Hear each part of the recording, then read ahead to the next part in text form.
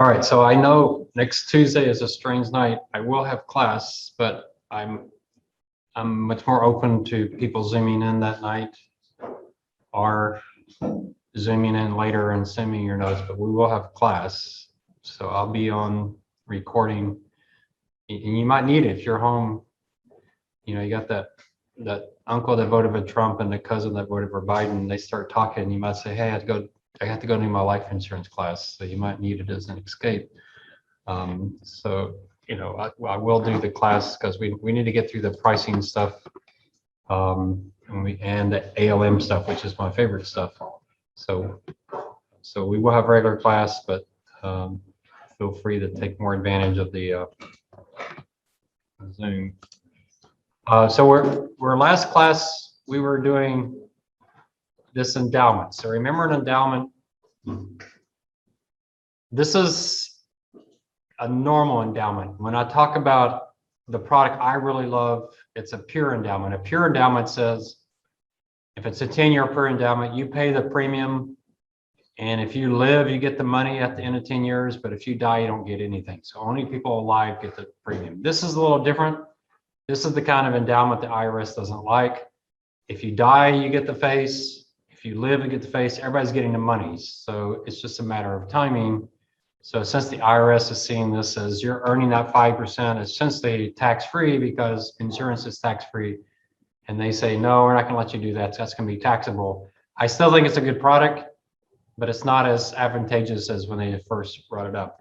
But the key is the D50s, the D51s are pretty normal. The D52 is pretty normal, but that L53, the livers, remember, they get paid at the exact same time as the D52s get paid, which means you can actually take D52 plus L53, which is L52. You can just put L50, all the L52s can get paid.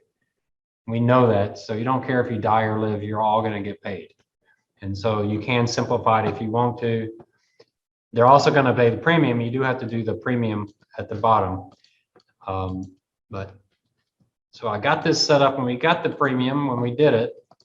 So D50 times 10,000 discounted for a year, D51 times 10,000 discounted for 2 years, D52 for 3 years, L53 also for 3 years, and then the premium payers are the same as we've been seeing for 3 years.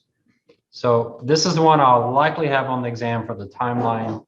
It's a little tedious and time consuming, but I don't count off for math errors as long as you make a good value and try to get it all in there. So at time 0, it's the same thing we always have. You collect the premium and you invest at 5%. That's going to be the same for just about every product.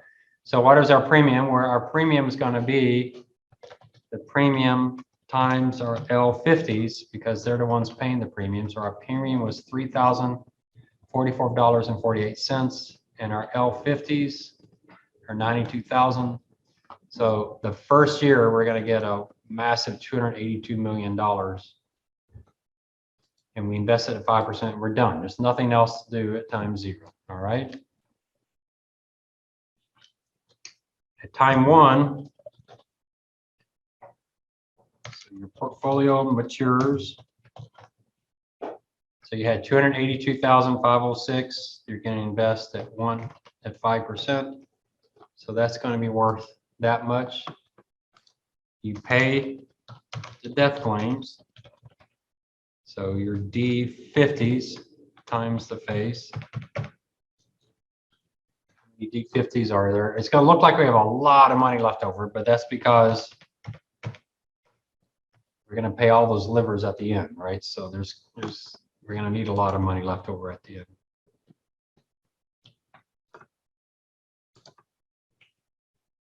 And then we're going to collect our premium. Someone give me the formula here just so I'll make sure everybody knows what's that going to be. Just yell it out. Someone's awake. L51. Not times 10,000, but times the premium. All right, so L51 times our premiums. We're getting off big chunk of money again. So we started with 296. We only paid 6 million, and we got another 280 million. Remember, we got a lot of money, but we're going to be paying out a lot of money at the end. So that's time one. Time two, the exact same things again. Portfolio matures. We pay our death claims, D51 times 10,000. We collect our premiums, L52 times the premium. So it's the exact same thing again. So our D51s times $10,000 and our L52s times our premium. Another big chunk of money. So our ending balance, we started with that, we paid out that, we got that. We have $871 million. So time three, do we have any more premiums to get? We got 3 premiums, that's all the premiums we're gonna get. Do we have any more death benefits? We've only made 2, so we have 1 more death benefit, plus we got the live death benefit.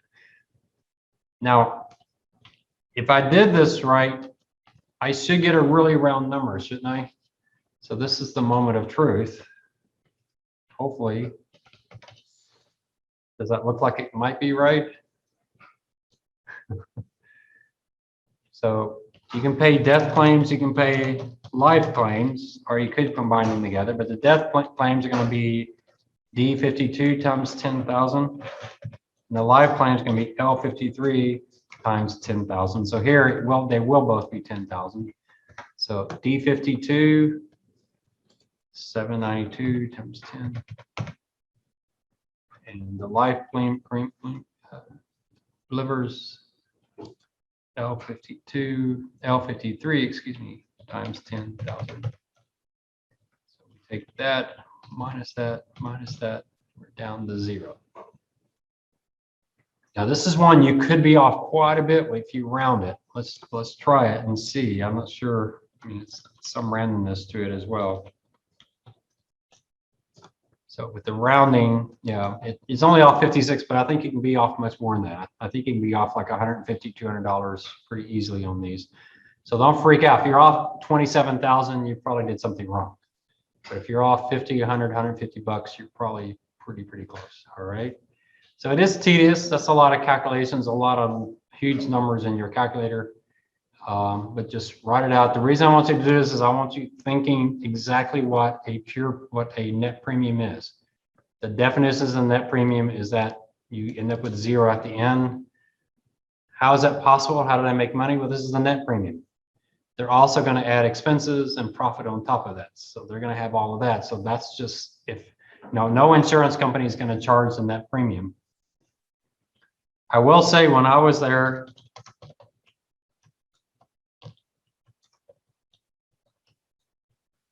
the net premium should be smaller than the gross premium.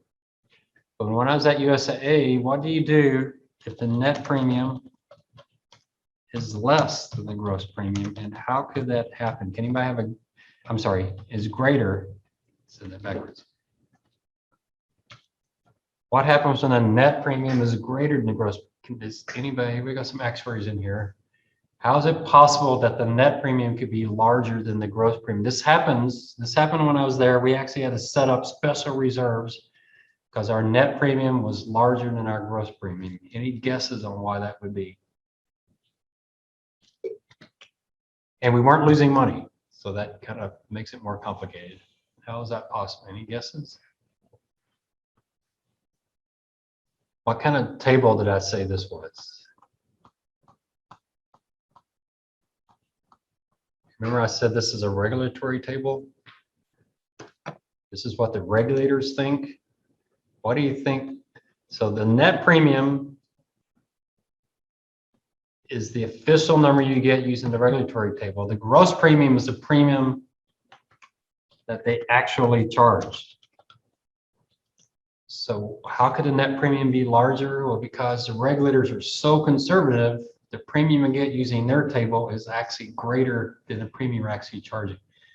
To them, it looks like you're losing money, but they're not using the net premium for you to charge the premium, using that premium to do your accounting.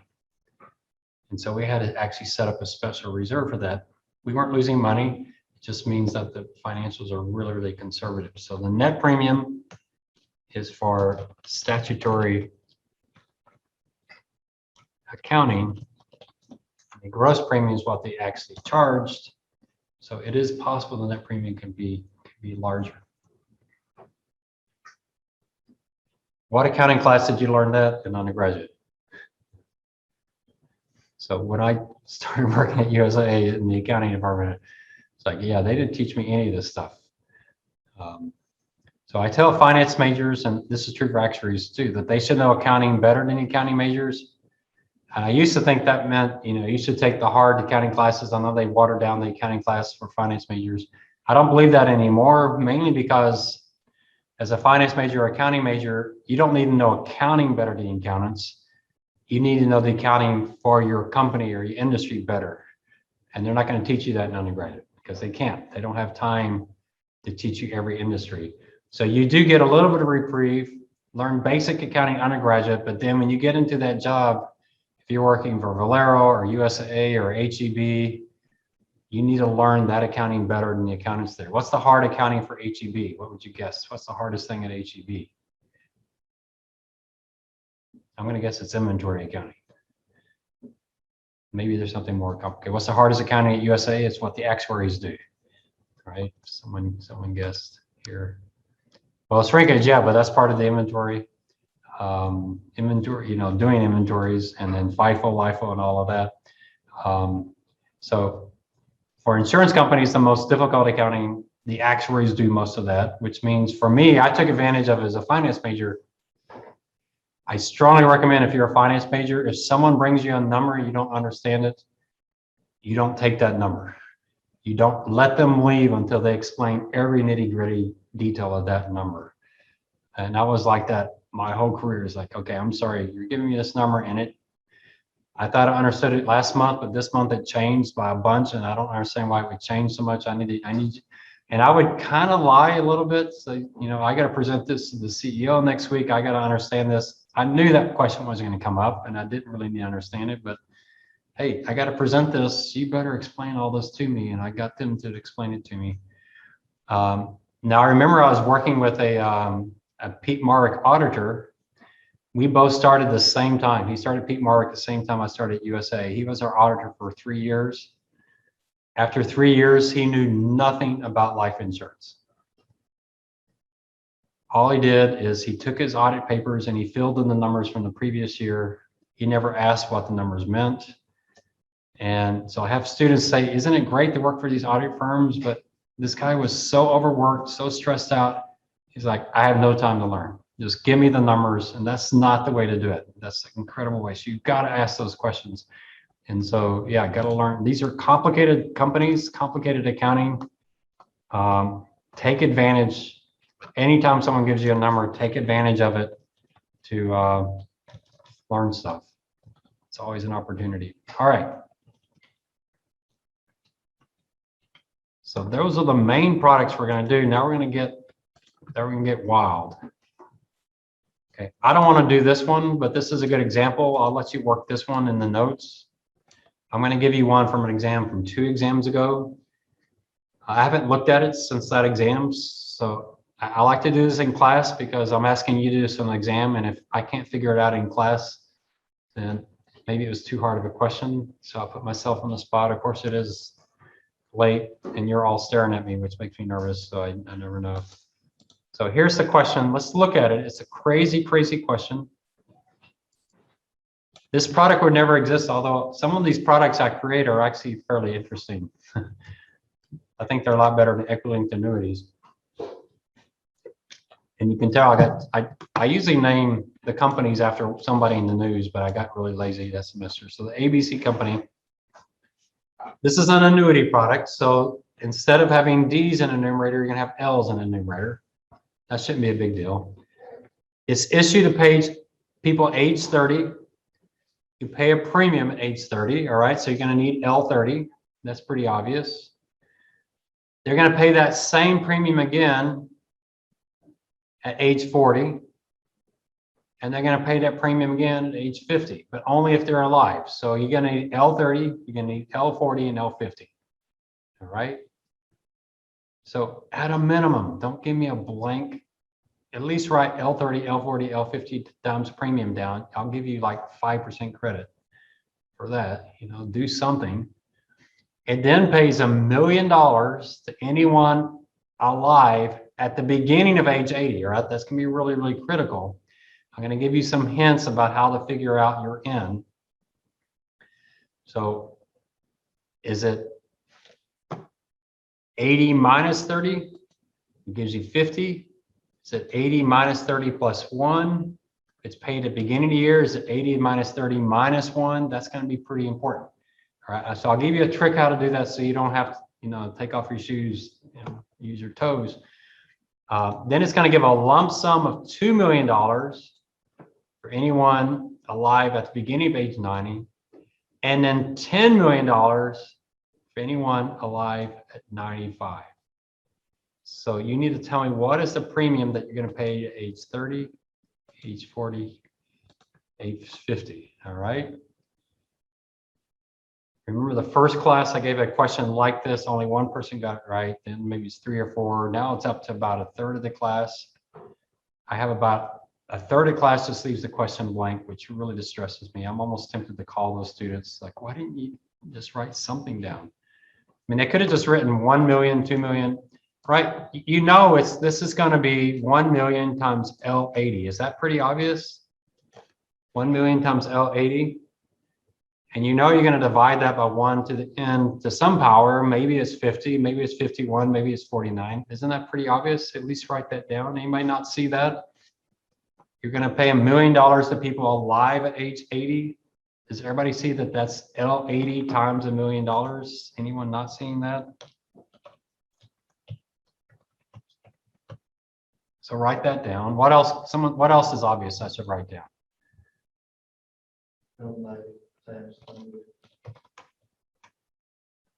2 million. That's going to be pretty obvious. What else? So at least write that down. But you know you're going to pay to them when they're those ages. So you also know you're going to divide by 1 plus, where's the interest rate? 5%. Woo. I hate it when the num lock is off. Raised to the what? Well, let's just go with 50 for now. And we'll see if that's the case. But let's think about it this way. What if we're going to pay this to people alive at the beginning of age 31? That would be L31. What would be your N then? So this policy is issued at the beginning of age 30. You're going to pay the people who are alive at age 31. And someone yell out, what would your N be? Would it be 0, 1, or 2?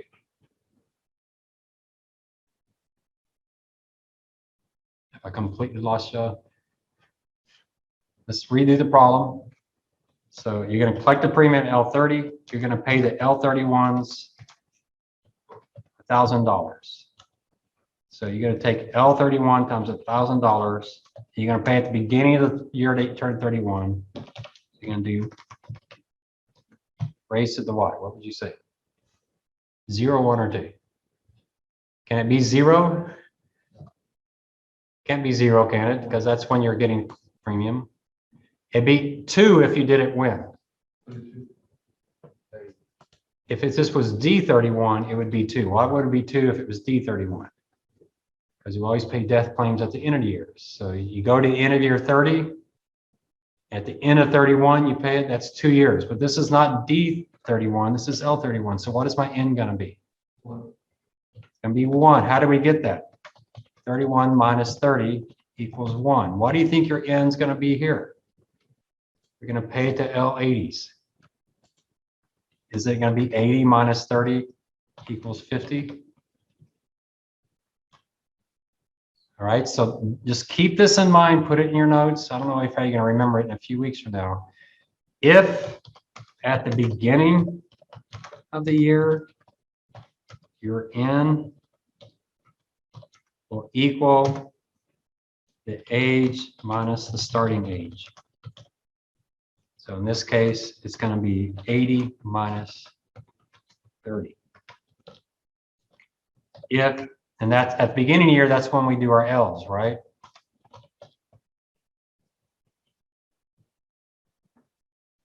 If at end of the year, when do we do that?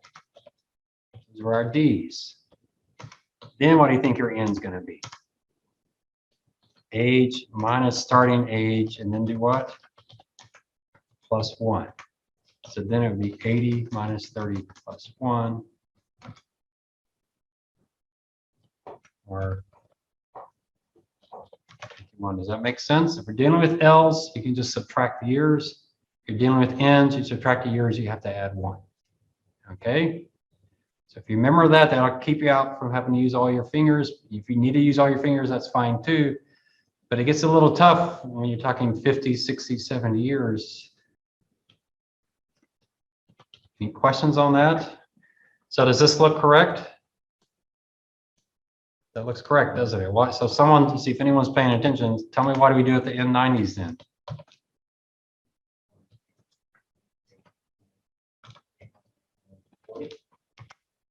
This is 90 versus 30. 60. And then here, plus 0.05 to the power of, someone just yell it out, 65. I think y'all got it. So if these had been D's, it would have been 51, 61, and 66. Because they're L's, it's 50, 60, 65. If you remember that, it's a piece of cake. You won't have any problems whatsoever. All right. So we're going to take, these are going to be our payouts. All right. So there's our numerator. That's not too difficult. We've done that a bunch of times before, haven't we? What's my denominator going to be? Isn't that going to be pretty easy? We got premium payers. Who are our premium payers? So give me those.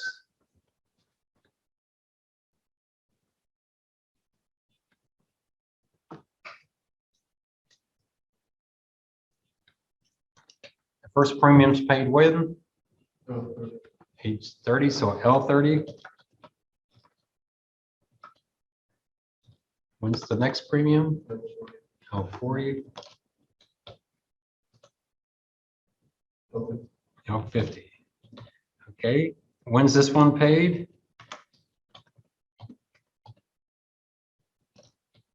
Today. So we just use L30. What about this one? So it's paid at the beginning of 40th year. It can be just 10 again, right? The same thing. So just subtract them. So L's are easy. L's you just subtract. So this, you see, this problem really isn't all that difficult, is it? This one's pretty straight. It's easier than the one that's in the notes in the class. The one in the notes in class is that's the reason I'm starting with this one. I didn't want to freak y'all out on the very first one. All right. So before we work this problem, someone give me an answer. What's your guess? That sounds pretty good. You're going to get $1 million, then you're going to get $2 million, then you're going to get $10 million. How much would you pay? You're going to pay 3 premiums, so don't get confused on that. How much would you pay each premium? Any guesses? I'm just curious. I don't care if you're right or wrong. I just want to get, what's the smallest you think it might be? Just throw out a number. 5,000? What's the largest you think it would be? This side of the room. Before you're the actual science major. Sounds like a big number, but they're pretty old people. That should influence it a little bit, right? Just throw out a number. 20,000? Okay, y'all don't think it'd be a really high number. All right, so let's try it.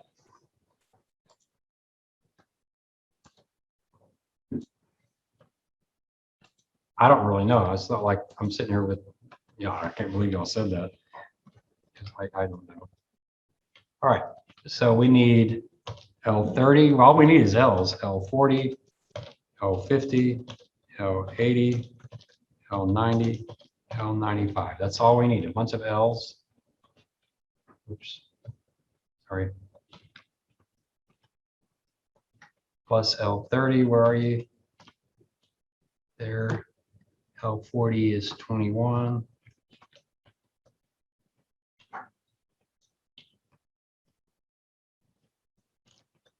31. 80.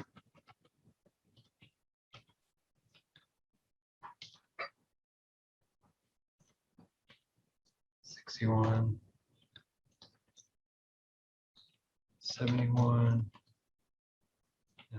Would assume 76, but let's see. All right, did I do that right? Hopefully. Got my decimals. What is our face here? Well, these people we're going to pay $1 million to. These are going to pay $2 million to. 10 million.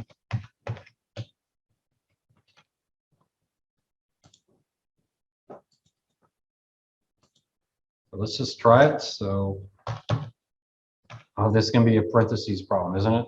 Well, I'll never get this right. So, all right. So we're going to pay 33,887 people $1 million. We're going to pay, okay, and we got to bring that to today. 1.05. What did we say it was? 50. Y'all stop me if I get something wrong. Boy, I'm already feeling bad about the parentheses. I don't really need parentheses, do I? Well, I'll use them here just in case. Plus, we're going to pay these 90-year-olds $2 million. What do we say there? 60. Plus, 95-year-olds $10 million. So far, so good. Have you seen any problems? Let's get the payers. So we got the 30s plus the 97s plus, I mean, the 40s, excuse me. I don't know how I said 97, the 40s. Still okay? You said between. Do a parentheses between each of those additions we're doing, like for every present value you're calculating. On these? Well, it's the order operand should be okay, I think.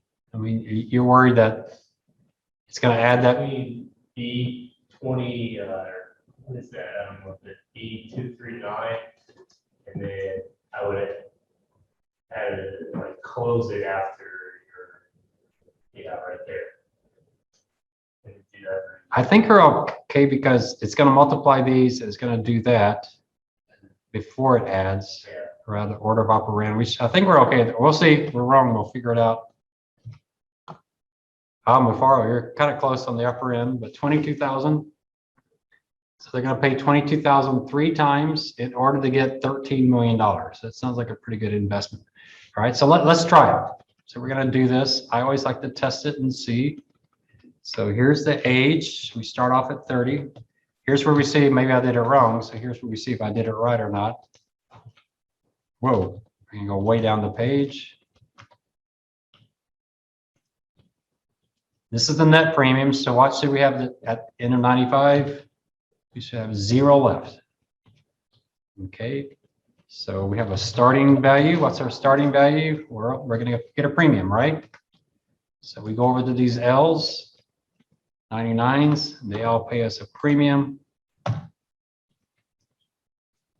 Claims, what claims do we pay this year? None.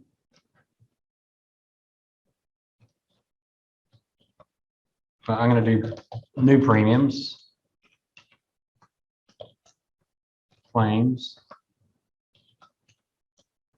And the ending. Now the ending value, we got the beginning value plus the premiums times 1.05, right? Minus the claim. Everybody agree with that or not? So the claim needs to be beginning of the year too, right? Everything's at the beginning of the year.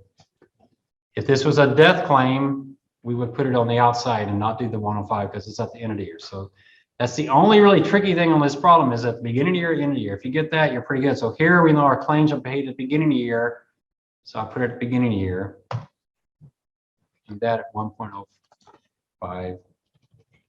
And then here all we got to do is just bring that over, bring that down. How far down do we go? All the way to 40. What happens at 40?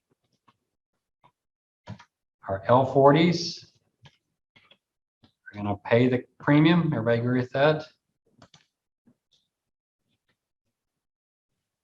So that's correct, right? Because they pay at the beginning of the year, so we make 5% on that. So that works fine. Boy, I hate that thing so much. And that goes on for quite a while until when? Age 50? What happens at age 50? We get another premium. That's our last premium, so we're done with the premiums. We got quite a bit of money here. I don't even know what that is. Hundreds, thousands, millions. So only $12 billion. Not a whole lot of money. That's going to go on for a while. Until when? Y'all remember the next spot? 80, right? Isn't 80 our next spot? What happens at 80? We're going to pay our L80s how much? We don't need to discount it, right? Because we're in current time. Boy, that killed a lot of our money, didn't it? So we dropped from 49 billion to all the way down to 16 billion. We're going to build that back up. When's our next spot? 90. So 90. I mean, it could be wrong. I don't be 100% confident I did this. We're down to 12 million again. Look, it's looking pretty good though to me, but we'll see.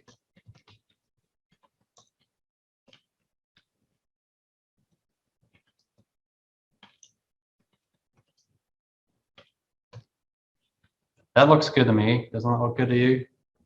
Don't you want a really round number there?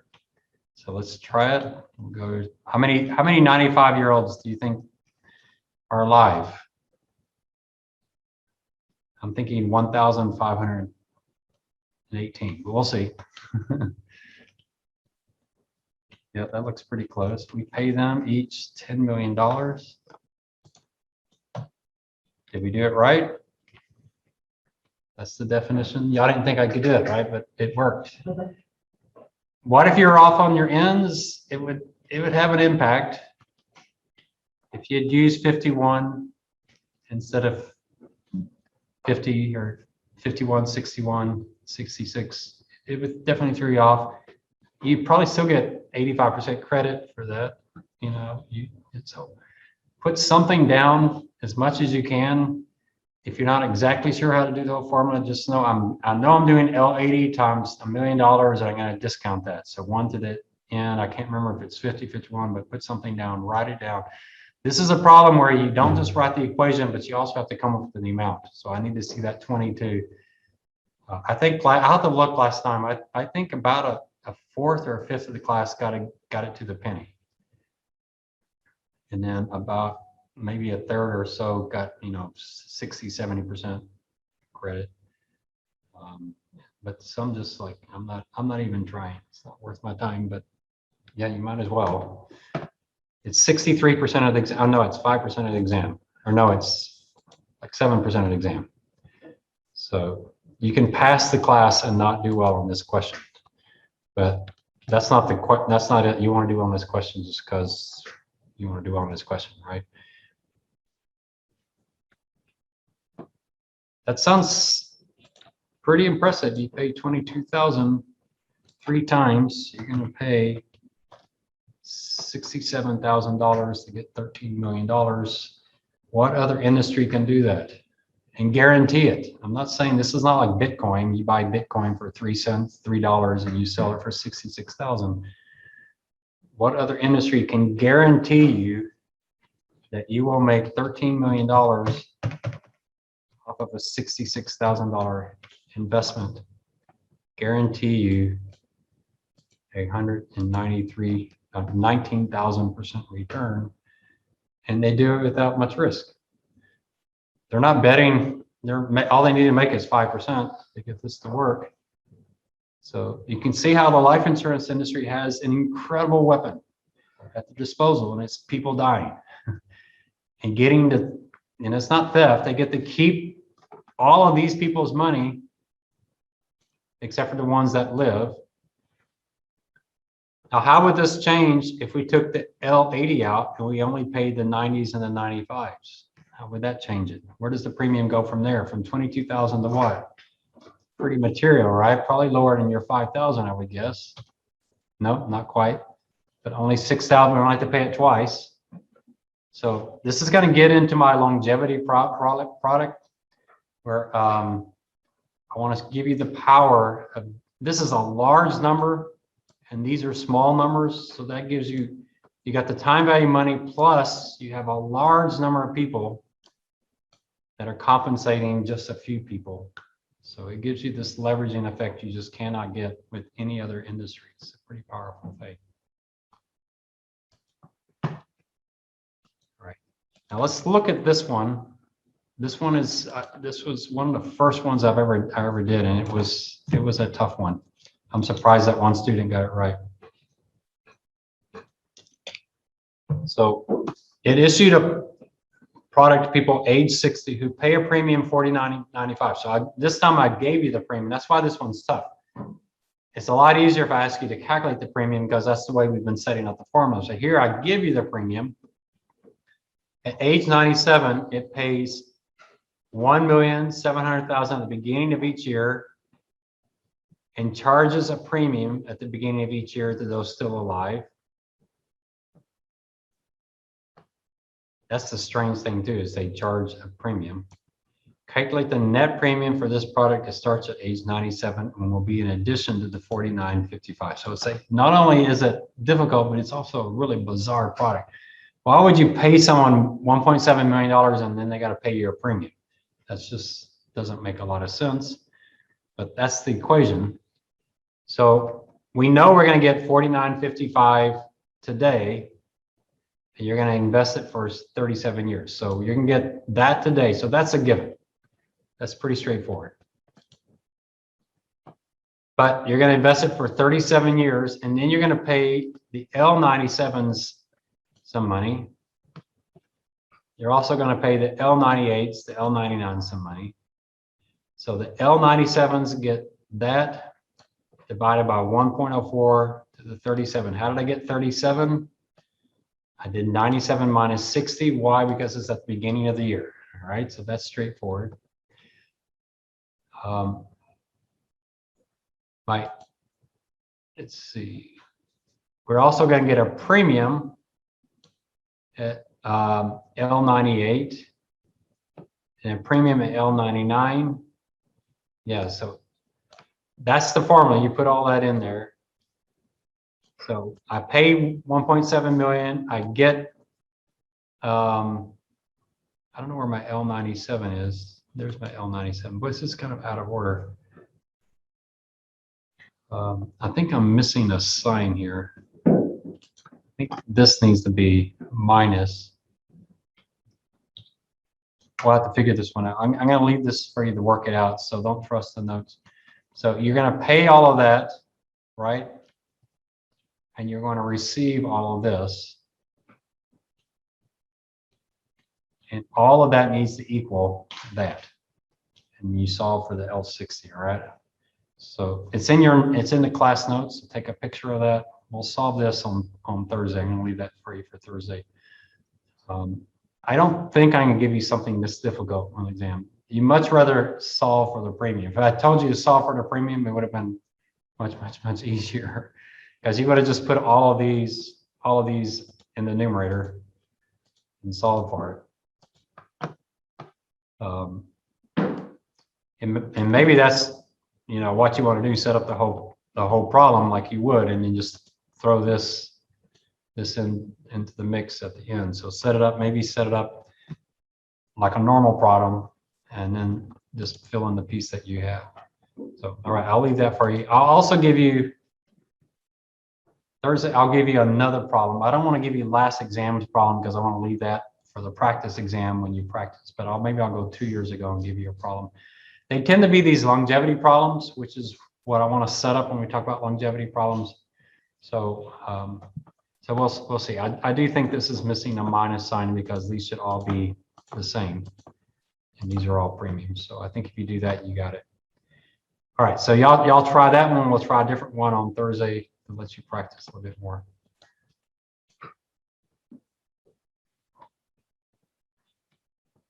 All right, so the last problem we're going to price is a little involved. It's a joint life. That's first to pay life. So we're going to think a husband and wife buy this. The husband's 70, the wife's 90. The face is 10,000. So if the husband dies, it pays 10,000. If the wife dies, it pays 10,000. If they both die, it pays 10,000. Okay, doesn't matter.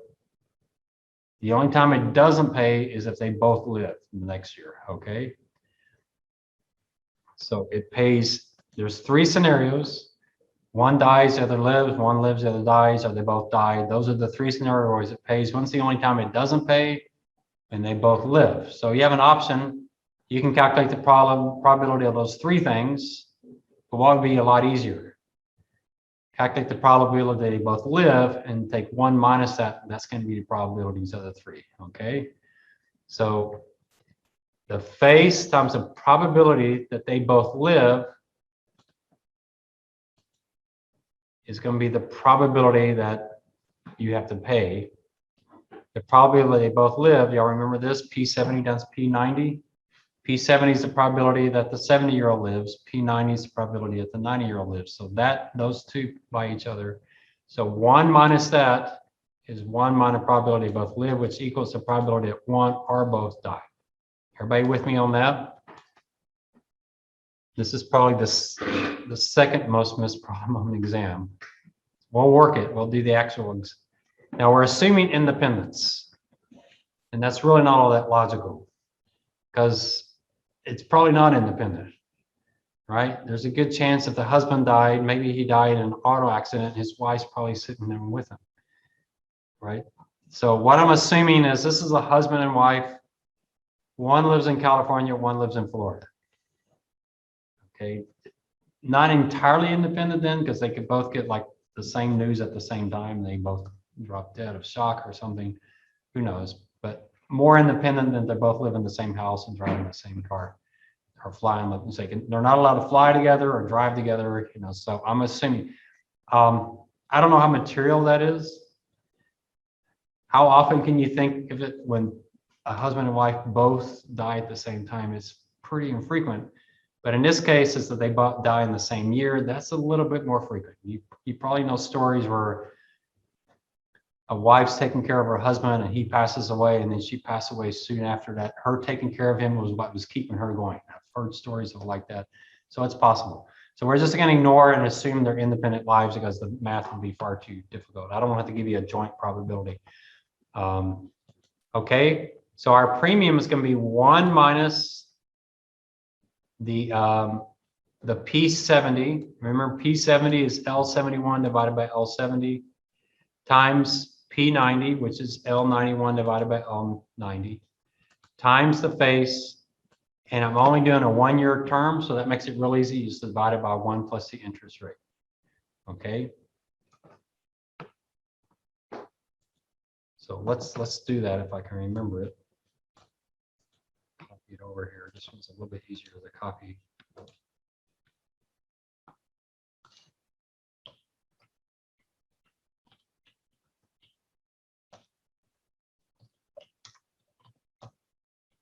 All right, so we need an L70, L71, L90, L91. We'll get those.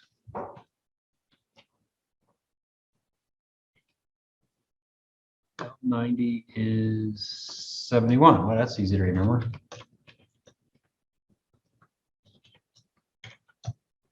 All right, so there's my L's. So I'm just going to take 1 minus. Now here, Brennan, I'm going to use parentheses just in case, times L91. Oh, I did that backwards. Let me do again. Plus 1 minus L71 over L70 times L90 over L91 over L90. So that's the probability that one or both of them die. It's really high. Why is it such a high probability? Because she's 90 years old. By herself, she has a high probability of dying. So this is the probability. So what's the probability they both live?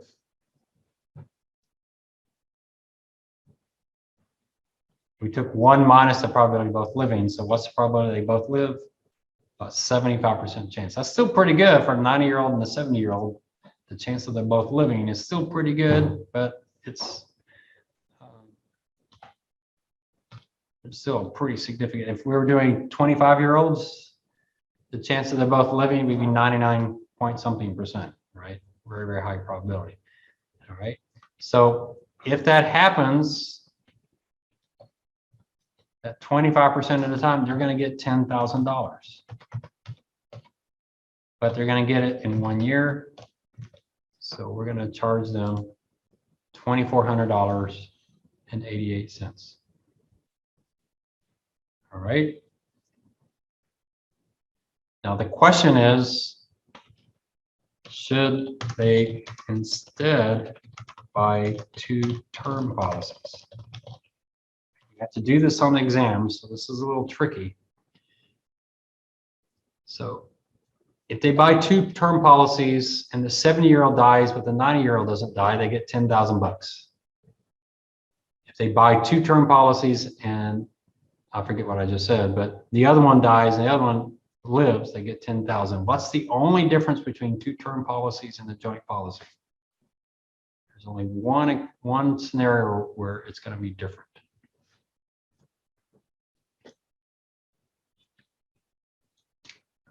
Guesses? If they both live, what do they get? 0. It doesn't matter if they have joint life or the 2 terms. What's the only scenario I haven't mentioned yet? They both die. So the only time the 2 term policies is better if they both die, then their estate will get $20,000. All right. So let's do the term for the 70-year-old, the term for the 90-year-old. So remember, for the 70-year-old, we can do our D70 and our D90. We can do that, right? It's just L70 minus L71, D90 minus D91. So the 70-year-old is going to be what? We're going to take D70 times $10,000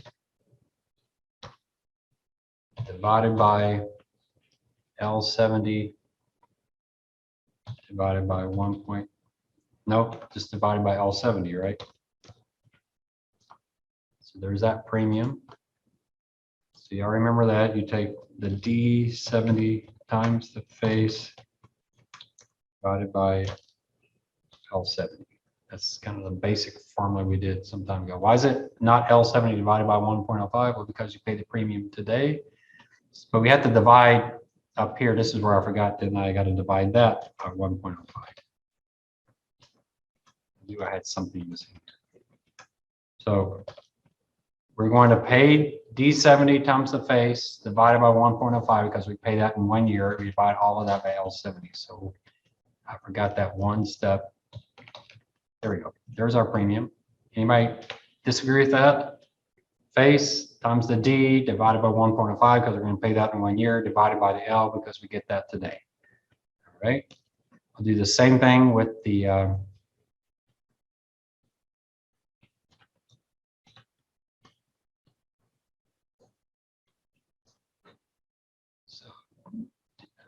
can't do that, but let's just do it from scratch, just for practice. So we do the D90 times $10,000 divided by 1.05 divided by what? L90. Oh, come on, Bill Gates. I don't know why it isn't like that. I've seen that. Have y'all noticed that in Excel?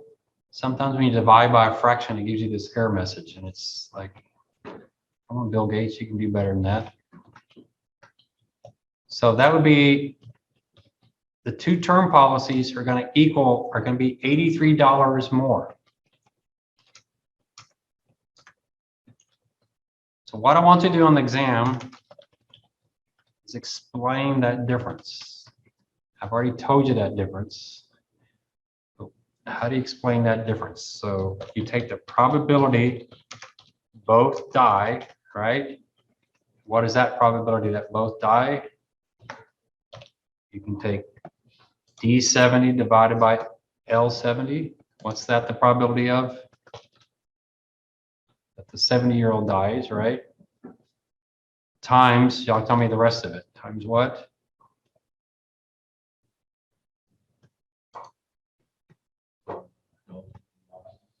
Yeah, divided by L90. The probability they both die is pretty low. So if we take that times $10,000 and divide it by 1.05, what do you think we might get? Guesses? Does that number look familiar? So what is this difference? This difference is the probability both die times the phase divided by 1.05. So why did they pay the extra $83 for the two terms? Because there's a 0.88% chance they both die. In that case, they'll get an extra $10,000. So they got to pay an extra $83.46. What if we change this? I'm going to take this whole thing, but instead we had a 26 and a 28.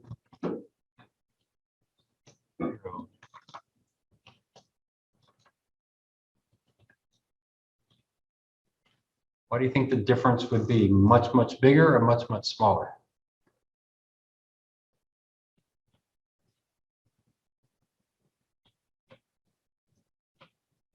Guesses?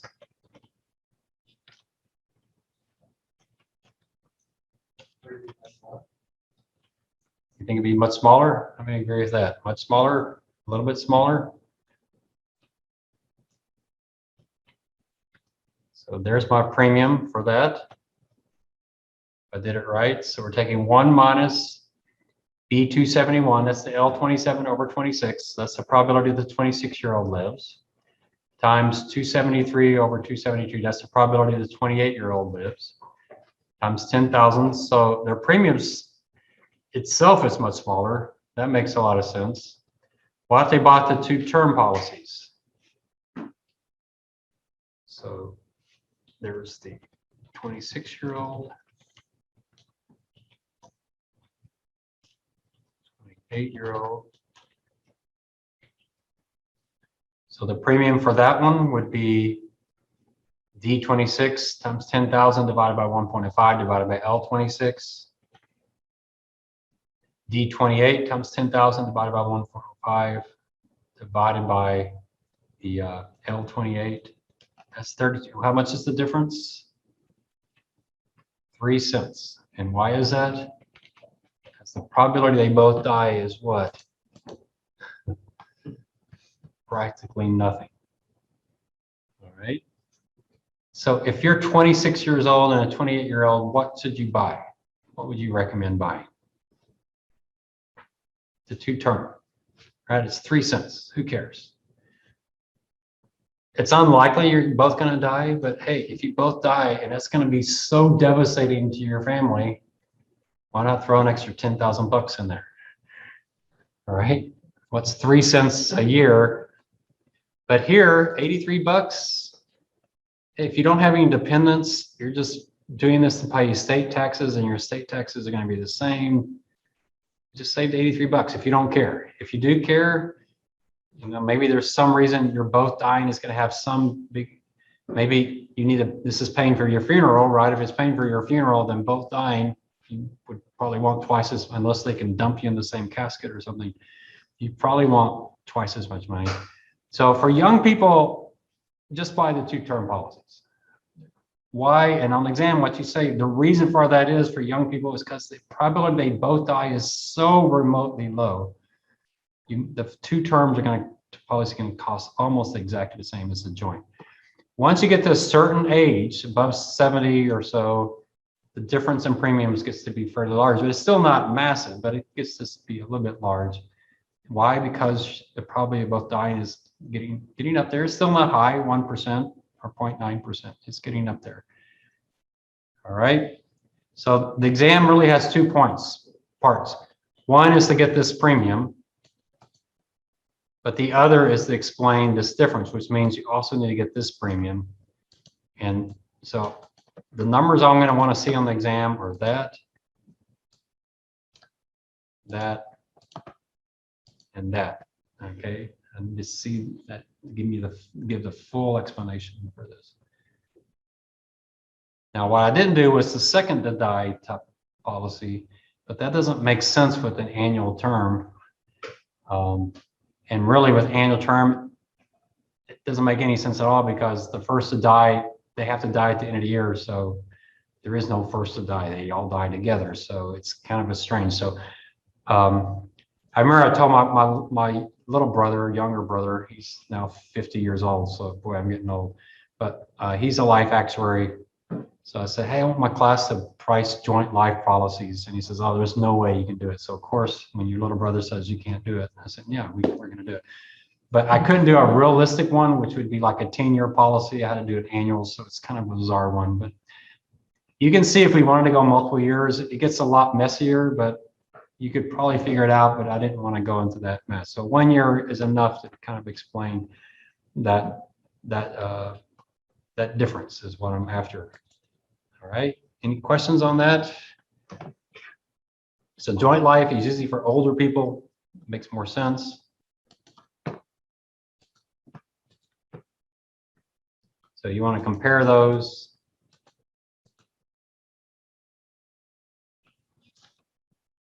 All right, so the husband and wife, if they have first to die, if they die in the same auto accident, it becomes an issue. You say, well, why do you care who died first? So let's say they do die in the same, there's been court cases on this. So why would it matter who dies first? Well, if the husband dies, let's say they married and they had children from different marriages, the husband dies first, his estate goes to different people than if the wife dies first. And there are times they've had to actually go and figure out at the crash scene who died first. What if they die simultaneously? I don't know what courts do. Maybe they split it between the two, 50-50. But if there's any way to tell who died first, that is the person that's going to get the life insurance in their estate. So these can be actually pretty serious. Now, obviously, it doesn't happen all the time, but every once in a while, these things will come up. And you have to know whose estate is going to get this. So most likely, if they die absolutely simultaneously, they're just going to split it between the two. But you can imagine the court cases go. Obviously, if it's a $10,000 policy, they're not going to spend $8,000 on lawyers to fight that out. So younger people should buy term. Older people, it's not the answer that older people should buy the joint life. Then it depends. If saving that 83 bucks is valuable to them, and you say 83 bucks, who cares? So maybe it wasn't a $10,000 policy, maybe it was a $500,000 policy, and then it's not 80 bucks anymore. Now it's 400 and something bucks. Then it becomes a little more material. Then maybe that's the better decision. It reflects a higher probability both die. So you got to ask, why are they buying the insurance? Does it matter if both die or only one dies? If it doesn't matter, then save the money and just get the 10,000, and you're better off that way. All right. So there's all the policies. So that's everything you need. You know, I'm not going to do annual. You know, I'm not going to do single premium. So we're going to be doing level term, ordinary term. You might do some limit pay. We're definitely going to do this one, and this is the one you're going to do the schedule afterwards. You will have some crazy policy, maybe not this crazy, but some crazy policy. And then you'll definitely have the joint life, which is really 2 questions, come up with the numbers and then explain the difference.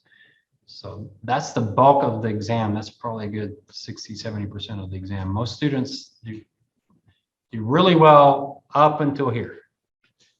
And then about half the class aces or gets pretty good on these last 2. And a lot of students struggle on the complicated problem. And some students really, really struggle on the joint life. So, you know, practice it. I'll give you some practice problems that you can work with. There are YouTube videos that do this in addition to the class, so you can get some extra practice with them as well. So, all right. So I saw an article. I want to, just a second, let me show you something. I'm not sure where it is. So for paper 2, I don't know if any of y'all have figured out what you want to do with the other analysis, but I found a really good article. I just gotta find it. I can't remember if I followed it away already, but it was an article in the Economist. No, this is an article in CNN, I think. Here it is. So you need that extra, I think it's 10% of the coverage or something, but I'm really leaning on if you just try something. So here's an article that will work. Family health care coverage. If you want to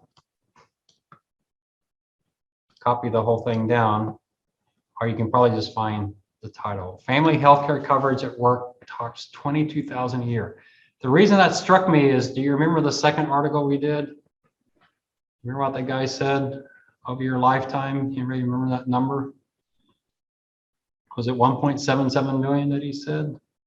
So here's 22,000 per household, and that was for a household.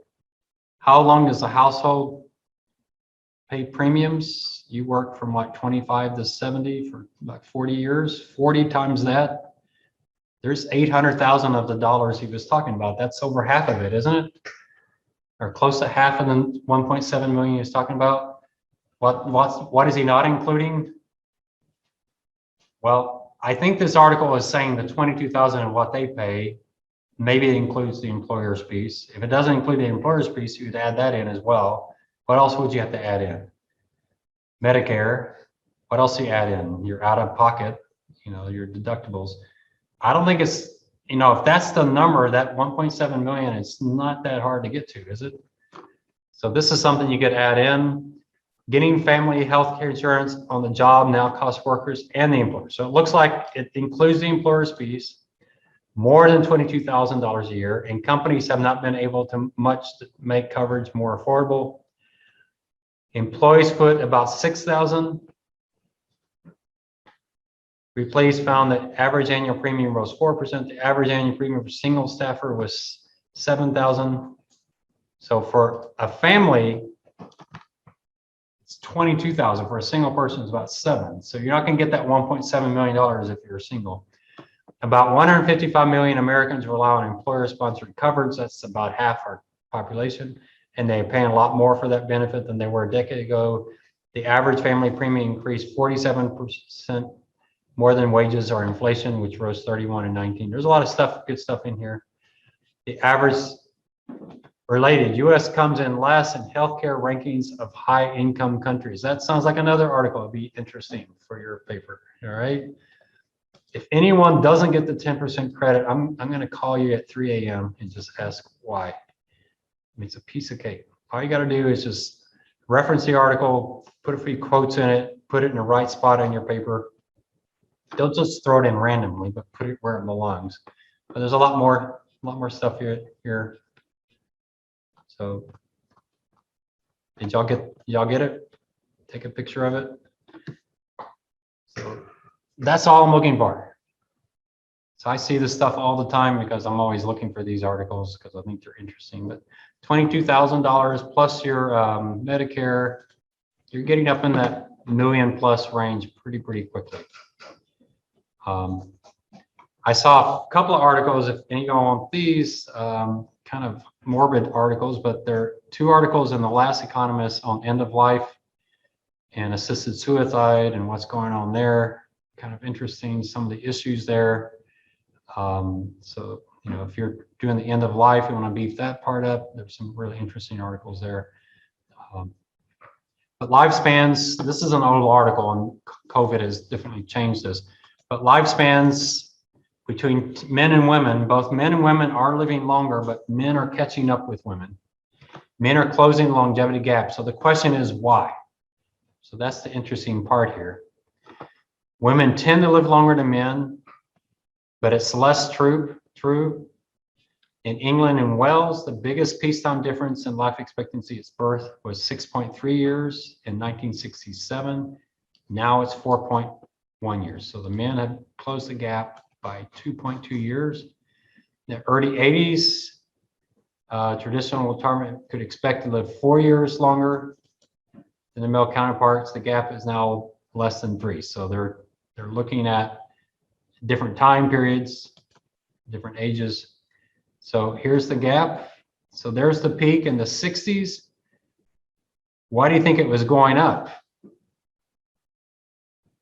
Well, there's a world war in there. There was a civil war in there. This is England, though, so I guess the Civil War probably wouldn't have affected England. But a World War II probably killed more men than women, I would guess, in England. England was being bombed, but probably the Industrial Revolution as well. I've seen stories that the family farm was a pretty dangerous place to work, but it's probably pretty dangerous for both men and women. But the Industrial Revolution probably had something to do with that. War probably had something to do with that. So why were women doing better? It could have been pregnancy as well, right? Deaths and pregnancies are probably much lower. So women were probably, you know, because more women were surviving the birth. So who knows? But the question is, why did this change? It's not because women weren't living longer. They were living longer, we're just not as long. So this trend is superimposed on another. Life expectancy in most developed countries has been improving, but of late has been improving more for men. Around half the difference is explained by smoking. Now, is that because women are smoking more or because men are smoking less? What do you think that is? Men are smoking less, I would guess. Men are much more likely to be smokers than women, but they have also been more likely than women to give up cigarettes over the past half century. A further fifth is explained by alcohol. So what is that? Are women drinking more or men are drinking less? Probably the same thing. The gap is widening. Men who died of alcoholic cause for every women succumb. But in this case, it says the gap is widening. So maybe men are drinking more and women are drinking less. Who knows? The third factor is obesity. Obesity may have a greater impact on women because it increases the risk of both hypertension and diabetes in their sex more than men, and men are also closing the gap in another area related to obesity and high pressure. Coronary heart disease, we're getting much better heart surgery. So men are surviving that. But because heart disease, so heart surgery is working a lot better, but men die from heart disease more than women, so they're benefiting more from it. Females spare X chromosome protects them from genetic mutations. I don't know what those things are, but these are the sections of DNA protect the ends of chromosomes from decay. Men's telomeres are shorter than women's. Testosterone is the hormone that more or less defines manliness. It promotes aggressiveness and risky behaviors. So part of it's just stupidity. They're also more likely to kill themselves. So it's also suicide. These are things that are particularly true of young adults. Men are 2.5 times more likely to die in their 20s than women are. And there's actually a longevity group in the UK. This wouldn't work for your paper too, but there's a group in the UK that's a longevity panel.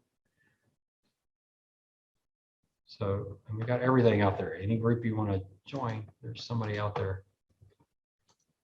One other article I thought was interesting. So try this over Thanksgiving, all right? Don't tell them what you're doing. But the strength of your handshake predicts when you're going to die. Okay? A simple way to assess how likely someone is to die in the next few years is to test the strength of their grip. There was a good deal of national variation. The average grip strength the team recorded was 300 newtons. I have no idea what that is.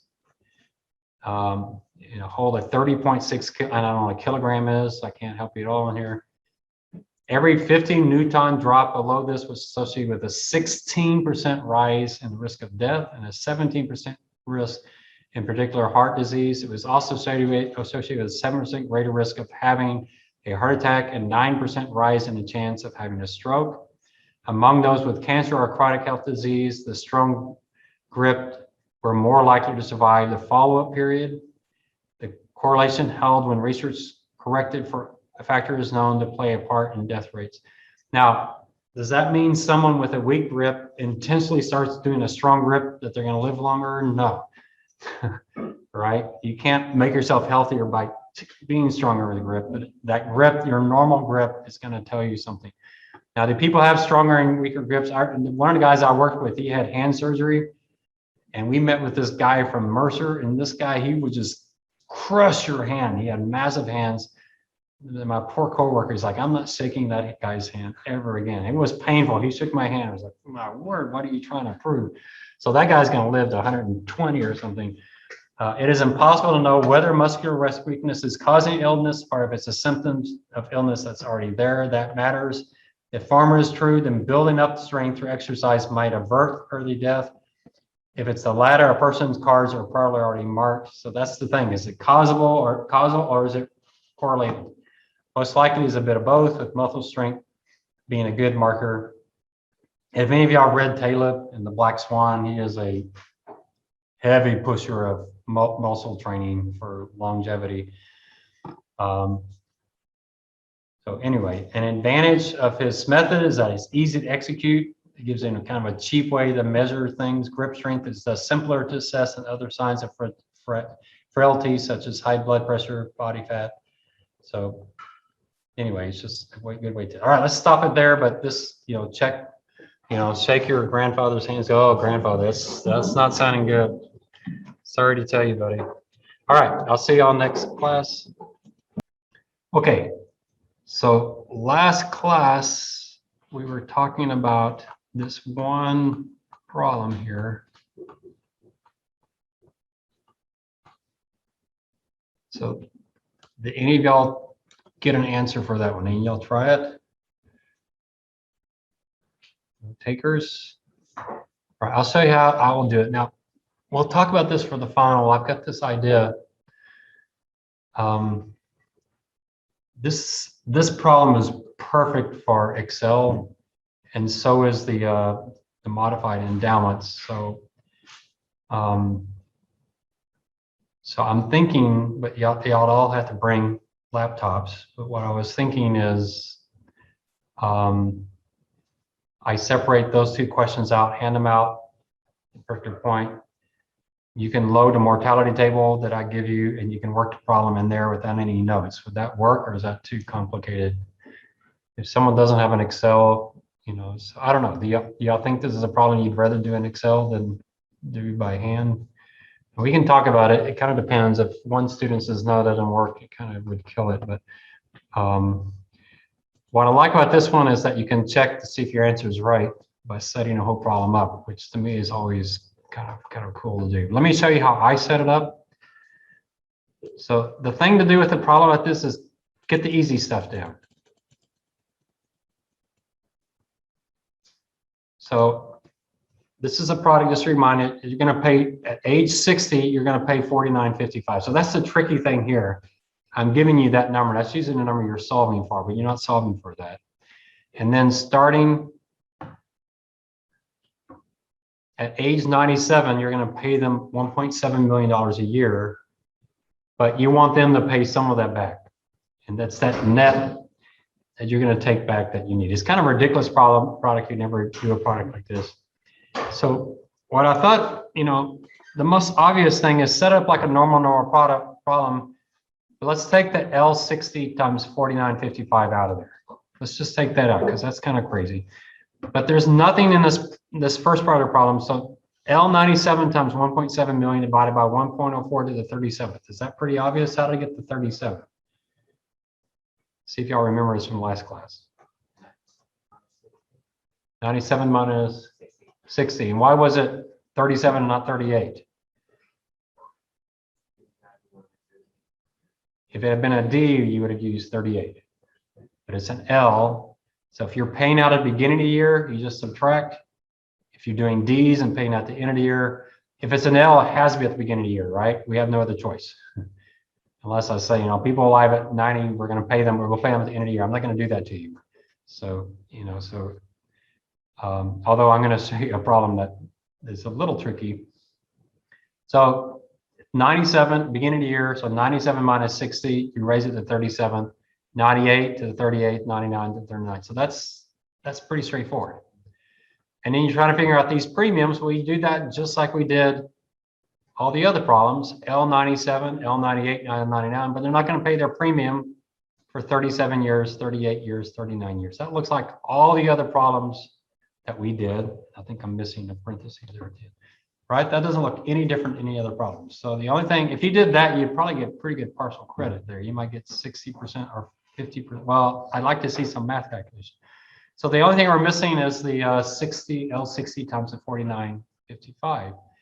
Well, you can't do this because that would mean the L60 premium is the same as the 97, 98, 99, but they're not. The 97, 98, 99 are the same premium, but the L60 we already know. So how do we handle that? And you can just subtract that L60 4955 from the numerator. Let me bring it back. I'll get it there in a second. There it is. You can just subtract that out of the numerator. No need to discount it because it's all times 0. So you can say we're going to pay all of this out in the future minus getting this all today. What premiums do we need to take care of that net cash flow? All right, does that make sense? So that's probably the hardest part right there. You could have set it up as an algebra problem and done the algebra. It gets a little tricky to do that. But does that work? So I set it up. Here's my L80, L60, 97, 98, 99. And there's that formula. L97 times 1.7 million discounted, 98 discounted, 99 discounted, minus L60 divided by L97 discounted, L98, L99, and I got 573.95. So you can see why this is a ridiculous product. We're going to send you 1.7 million, but only if you send us $573. If you don't send us 573, you're not getting your 1.7 million. You're probably not going to have too much trouble getting your 573. What you'll probably do is what? Send them 1.7 million less the 573 and just give them their money. I don't know. Maybe you're hoping someone forgets to send them a check. Who knows? But that seems like a really small number, right? How much are they going to pay you? $5,000 a day. And then they'll pay you another $1,500 in 60 years. And you're going to give them $1.7 million 3 times. All right. So let's look at this. So age 60, we begin with nothing. How did I get this premium? Anyone want to tell me that premium? It's kind of given in the problem, isn't it? What is that premium?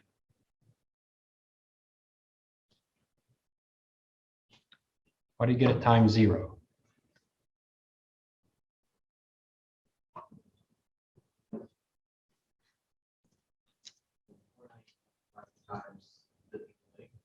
The L60s, right? So it should be 83,662 times 4,095.55.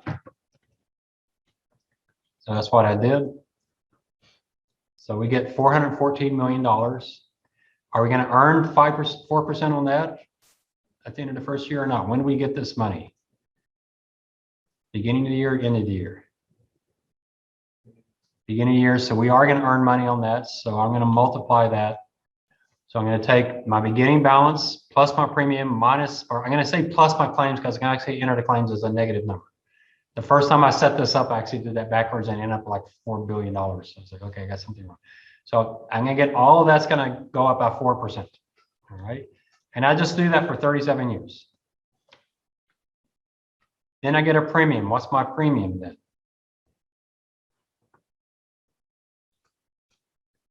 L97s times that $537.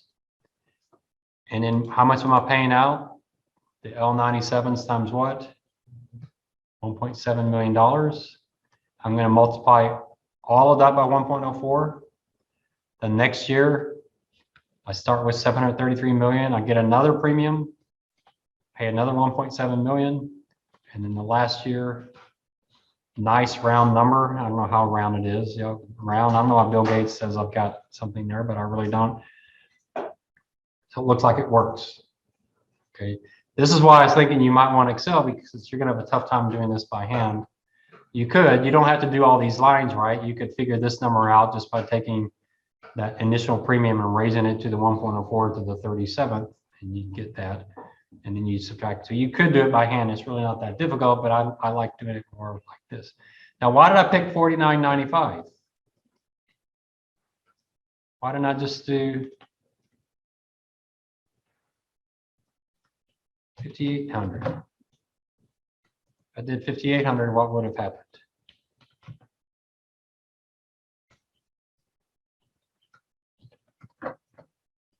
I would have to give all of them an extra $289,000. You see how sensitive this thing is? Incredibly sensitive. Y'all see why I think this is an incredible product. So let me demonstrate to you specifically here. I mean, I just added $700 and it had instead of them paying me $500, I'm paying them $200,000. What do we call that? Anybody know the name of that? It's in your notes. It's called the benefit of survivorship, because we started with 88,000 people. Those 88,000 people gave us $5,000, but only about 1,500 of them are left. Those 1,500 get all of that money from those 80-something thousand people that died. That's a pretty huge benefit of survivorship. All right, let me demonstrate this to you in a different way, because I think this is the product I was trying to start at USAA. All right. So I call this my Carol file. I don't know why I call it the Carol file. Some of y'all have seen this before. But let's say you have someone who's 25 years old today. She wants to retire at 62. She thinks she'll live to 95. When she retires, she wants to have a $40,000 that she can get off her portfolio, but that's in today's dollars. So we'll have to take that to future value. And so the question is, how much does she need to invest every month? So this just walks you through the math. We got to first figure out how much money she needs. That $40,000 a day, when she retires, it's going to be $83,000, right? Because of inflation. That's fine. So what kind of portfolio does she need at 62 that's going to give her $83,000 a year plus inflation? We calculate all of that, and that comes out to be $1,741,000 that she's going to need. If she has that much at 62, she'll be able to make $83,000 a year plus inflation until when? Until she dies at 95, right? That's her goal, is to die at 95. So how much does she need to invest a day? So she'll have $1.7 million there. And the answer is $1,360. She needs to invest $1,360 a month. And so we'll do the calculations. Here she is at 25 with nothing, no earnings. She invests $1,300. She ends up with $1,360. Next month does the same thing. She makes $5 off of that portfolio, invests another $1,360 at the end of the month. She does that until when? It's doing pretty well, right? She's gaining. She's pretty excited when she crosses 100,000. Gets pretty excited when she crosses 500,000. Gets really excited when she crosses 1 million. Now she's a millionaire. That's pretty exciting, right? And then the next day the market crashes and she's back 850, but you know, at least for a day there. She keeps doing that. And then at 62, what does she start doing? 69.33, which is that 83,000 divided by 12. She starts taking that out. And when's she going to run out of money? Way down here. As I tell my students here, if she's really healthy, she better find something that's a lot of fun, not too expensive, and extremely dangerous. Because if she's healthy here, she's in a lot of trouble, right? Because she's running out of money. Y'all studied this in paper 1, right? What's she gonna do? She's losing money. What if she's really healthy here? Well, what if she did this? What if she gave an extra $10 and bought a longevity product that's gonna pay her some money when she turns 95? How much money do you think that product could give her at age 95? Any guesses? She's 25, so she's very young. She's putting $120 away into this product that all the people living are going to put in. If she dies before 95, what does she get out of this product? 0. Okay, any guesses? Farrell, you're really close last class on the 20,000. Any guesses? 500,000, a million, 80 million? What do you think? 2 million? That's a good guess. All right, so let's just go look at it. That's not it. Don't get too excited. She will get $4.2 million. Right here, $4.2 million shows up. Is she in good shape or bad shape? Is she glad she paid that $10? She doesn't have to go bungee jumping and start cocaine and all that kind of stuff. At 93, she's healthy. She's just got to make it to that age. Do you think her family is rooting for her to make it another birthday? They're pretty excited about her living one more year, aren't they? So this was my product. So people say, well, people won't buy a longevity product because they want to lose 100% of that money. Say, well, if I put an extra $10 on this product, she's not going to really notice that, is she? She's investing $13.60. What's $13.70? You know, right? Big deal. If we give her an index fund where there's not many expenses, that's probably not much more than their management fees. So you might as well do that. I think this is a tremendous product. You combine it. Now, when y'all read for paper 1, they had that article, that third article, they were talking about that product. I didn't care much for that product. This is the product I wanted to get patented at USAA. And the actuary said, no one will ever buy it. So, would you buy this product? Any of y'all find this interesting? To me, it sounds like really good. Now, it's a little overstated because I'm using a regulatory table, but it's not going to be that skewed. The regulatory table is people are going to be dying later, well, that actually helps you because the regulatory table is not that inaccurate when you get to age 97. It's pretty inaccurate at 65 and 70 and 80, but it's not that bad at 97. So that's actually going to help you because there's going to be more livers in that table than there are in this table. So it may not be that much worse, right? Because I'm going to the very, very end of the table. And we have enough information, right? She says, I want to plan the 95. Maybe we don't go quite the 95 because maybe she doesn't make quite what she thought on the portfolio. And that can have a big impact. So maybe we plan it for 94 or something like that. Yeah, so at 94, maybe she doesn't have as much. So at 94, what does she have? Let's see, or 93 even. What if she says, you know, I don't know about the market. So what does she have at 93? There she only has a couple million. So see, yeah, see, obviously you're off by 2 years. You're really close. But 93, $2 million shows up. Is that probably going to take care of her for the rest of her life? Yeah, that's probably going to be more than enough. So one of y'all needs to get out there. One of your actuaries need to start a firm and you need to sell this product. I think it can sell. Now, can we get a 25-year-old to do this? That's probably the challenge. Some of you are shaking your heads yes, or you're not 25 yet. So if you could buy this product, yeah, there's a market out there. I think it could sell. But we'll talk. I want to talk about benefit survivorship. Before we do that, let me show you another product. This is from an exam. So I want y'all to at least write the equation down for this, all right? At least get partial credit for it. So it's the ABC again. I couldn't think of a name.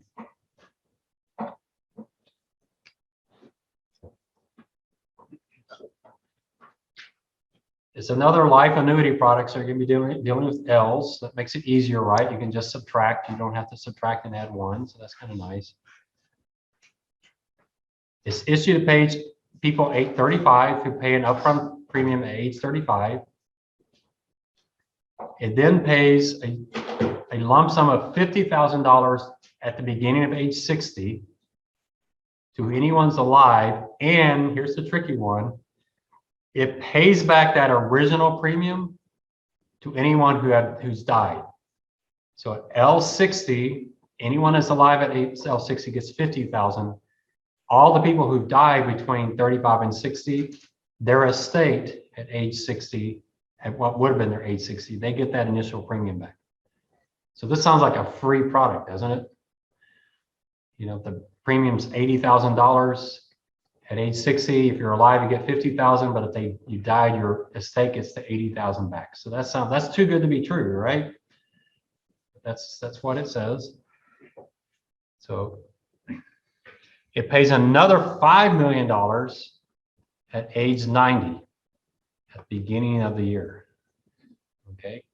So the tricky thing here is that return of premium. Now, there are some companies that talk about that return of premium. It sounds like such a good deal. It sounds like, man, it's free. Is it really free? What are you ignoring on the free part? Time value money, which is over 25 years, is a huge number. Could y'all tackle this? So let's talk the obvious thing. What are you going to do with that age 90 thing? What needs to be in your answer? It's going to be in your numerator, right? It's an outflow. So someone just give me that part of it, the entire thing. The multiplication and the division. Someone yell it out.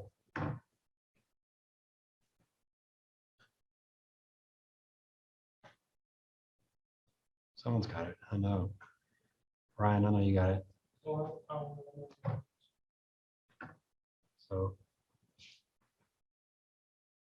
I know Faro has it. I know Avi's got it. Anthony, you probably got it. Brennan, what's in that numerator? We're going to pay $5 million to anyone alive at age 90 at the beginning of the year they turn 90. If none of y'all know it, then we should just shut down and end the class, because we've been doing this last 3 classes.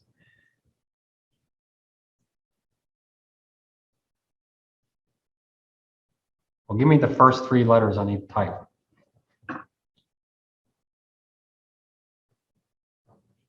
L90, that sounds good.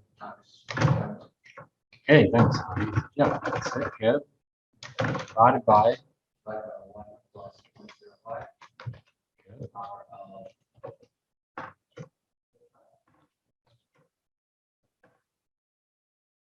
Good. You say 50. All right, like I said, 60. That sound good? All right. If Avi had done that, he probably would have gotten, I don't know, 15, 20% credit. I don't know, maybe not that much, maybe 10% credit. But something, right? That's in the question. What else is going to be in your numerator? What about age 60? Start with age 60.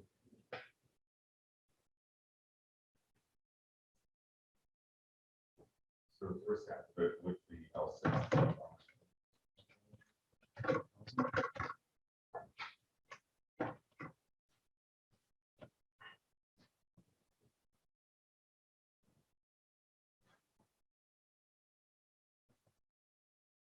How do you finish that out?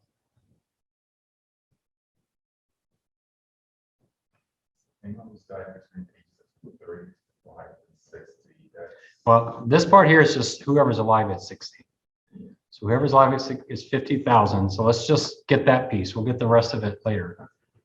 So how do you get that in today's dollars? So 1.05 raised to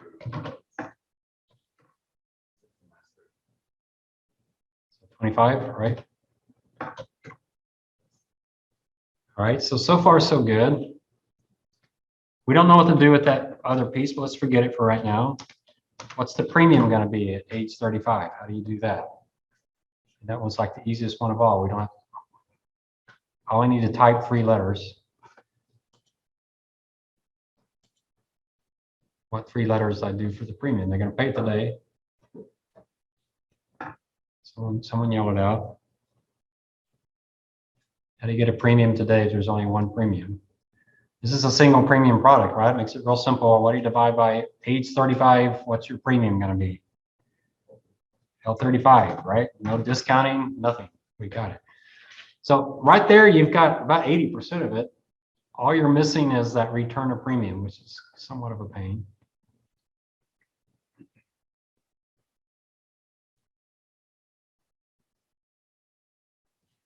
Okay, so we've got to get that piece in there. Plus 60. So the premium equals that.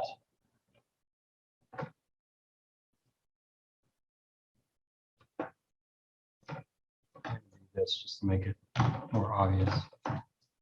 Oh, you know what? This computer,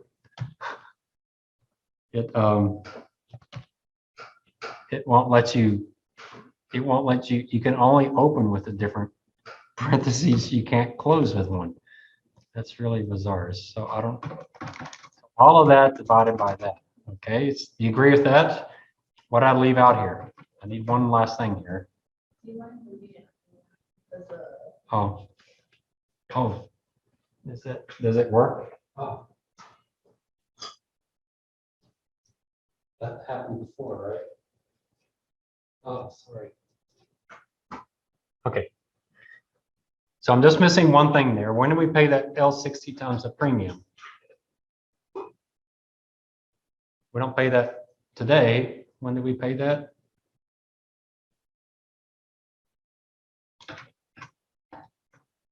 It's the same thing, isn't it? We just already done it. 1 plus 0.05 raised to the 25th. Sorry on the chat. Yeah, that's right, Cameron. Yeah. So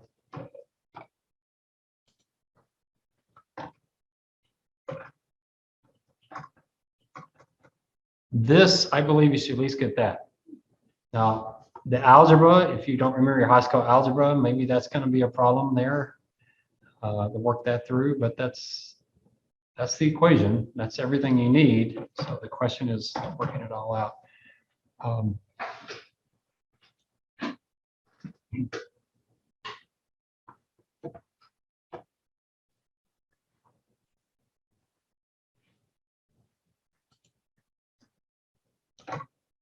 How would y'all do this algebraically? I mean, I would give a lot of credit for that because that's definitely a big part of it. I mean, you can definitely calculate all of this, can't you? And you could figure all that out. And so that plus this divided by, I mean, that was divided by L35. You could certainly do that. You could certainly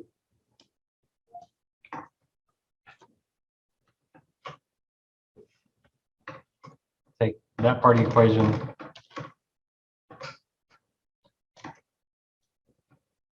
plus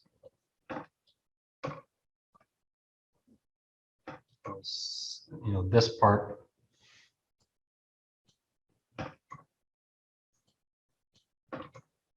Right? That would work, wouldn't it? I mean, it's an advantage that you're dividing by all 35. So you have one part of the equation.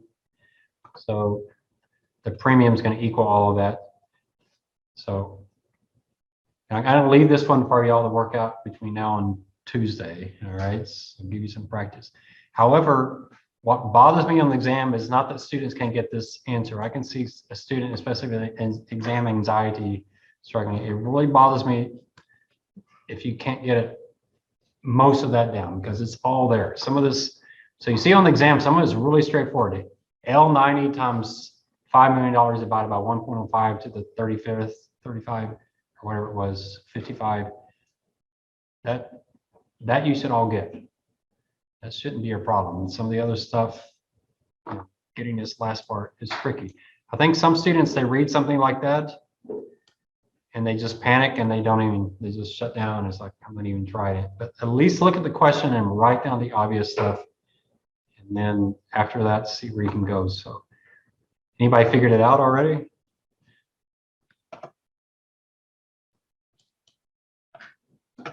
All right, well, let's see. Okay. Let's go back to the class notes, talk a little bit about the benefit of survivorship. All right, so annuities and life insurance are kind of opposites. Life insurance, the people who die early are subsidized with those who live a long time. With annuity, people who die early subsidize the people who live a long time. And I think it's in a tremendous value, a tremendous opportunity for life insurance industry to take advantage of that. And they can offer some products that can really get people out of a bind if they live too long. But I think it's got to be on steroids. So that's why I say you don't pay it at, you don't do these immediate annuities, which you read about for paper 1, that start paying immediately. You need a lot of time in there, so you get a lot of people dying, the subsidized losers, the people who die, they died, so they lost the money, but they didn't lose that much money. She was losing $120 a year in investing, a small fraction of what she was investing, less than 10% of what she's investing, or less than 1%, right? Less than 1% of what she's investing. It's that protection, just like with life insurance. And you see what on the annuity side, we start seeing numbers that look a lot like the life insurance side. The life insurance side, you pay a premium $50 and you die and suddenly you get $500,000. It's really skewed. Well, we can get that same skew and we can do it on the living side as well. But people are a lot happier on the living side. Right? It's not like your relatives, oh man, you died early, we get the 500,000. That's not a joyous thing. But the other side, hey, you live another year, we get $4 million. That's a pretty joyous thing for 2 reasons, right? So one more, you can do it, one more birthday, and suddenly $4 million shows up. That's a very different type of analysis. So how do you calculate it? Well, the way I do it, and the way it's usually you do this, is you compare the annuity to an investment. So like if you bought a CD at age 25 that matures at age 95, you're going to get it at 95, or your state's going to get it at 95. There's no benefit survivorship. Whether you're dead or alive, you get that. So that's how we compare the two. We compare the CD to the longevity product. So let's say, and I use a 0 coupon CD just to keep, you don't have to reinvest those dividends, those coupons. So you invest $10,000 at age 60, and it's a 30-year. So what do you get? You get 5% if you die in 3 years. You get 5% if you die in 50 years. Why? Because whether you die or live in, what did I say, 50 years? Well, yeah, if you die in 50 years, if you make it to 110, you're still gonna get 5% when you turn 90. If you die in 3 years, your state gets 5%. So it doesn't matter. What about, how do you do the numbers? So a $10,000 times 1.05 to the 30th, you're going to get $43,000 in 30 years. That's a 5% return. We've seen that before. What about the pure endowment? So what does pure endowment mean? Pure endowment means you only get the money if you're alive. If you die, you lose everything. And that's what I set up on the Carroll file. A pure endowment. You're only getting this if you're alive. If you die, you lose everything. So if you die in 3 years, you're losing 100%. If you die in 50 years, what happens? So you have $10,000 times the L60s. They're all paying the premium. And you invest that for 30 years. But only the L90s are going to get on the other side. So here, you're actually getting 541. Let me put this in the mortality table. So we got L60, we got L90, L60s, 3,000, or L90s, 6,000. Our rate is 5%, right? Did I get that right? I hope.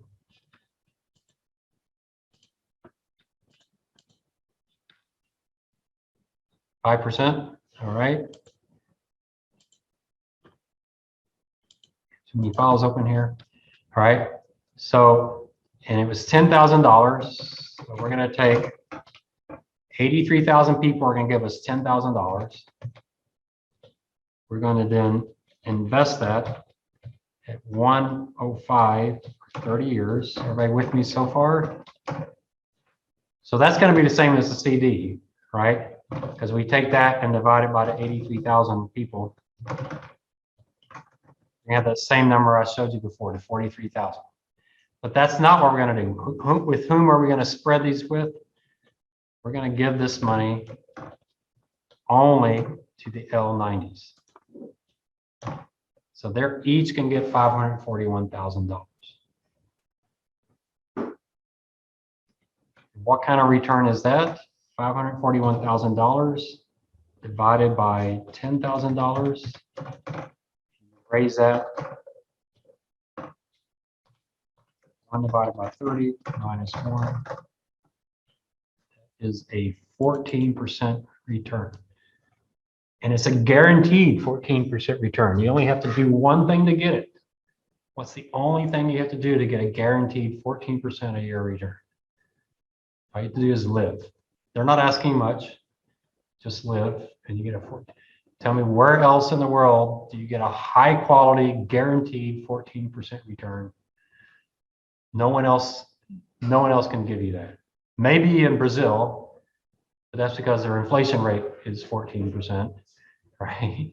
But in the US, can you tell me any other place you can go and get a 14% guaranteed return over 30 years and all you have to do is be alive?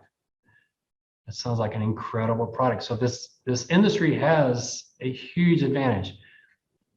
And there's two ways we can think about it.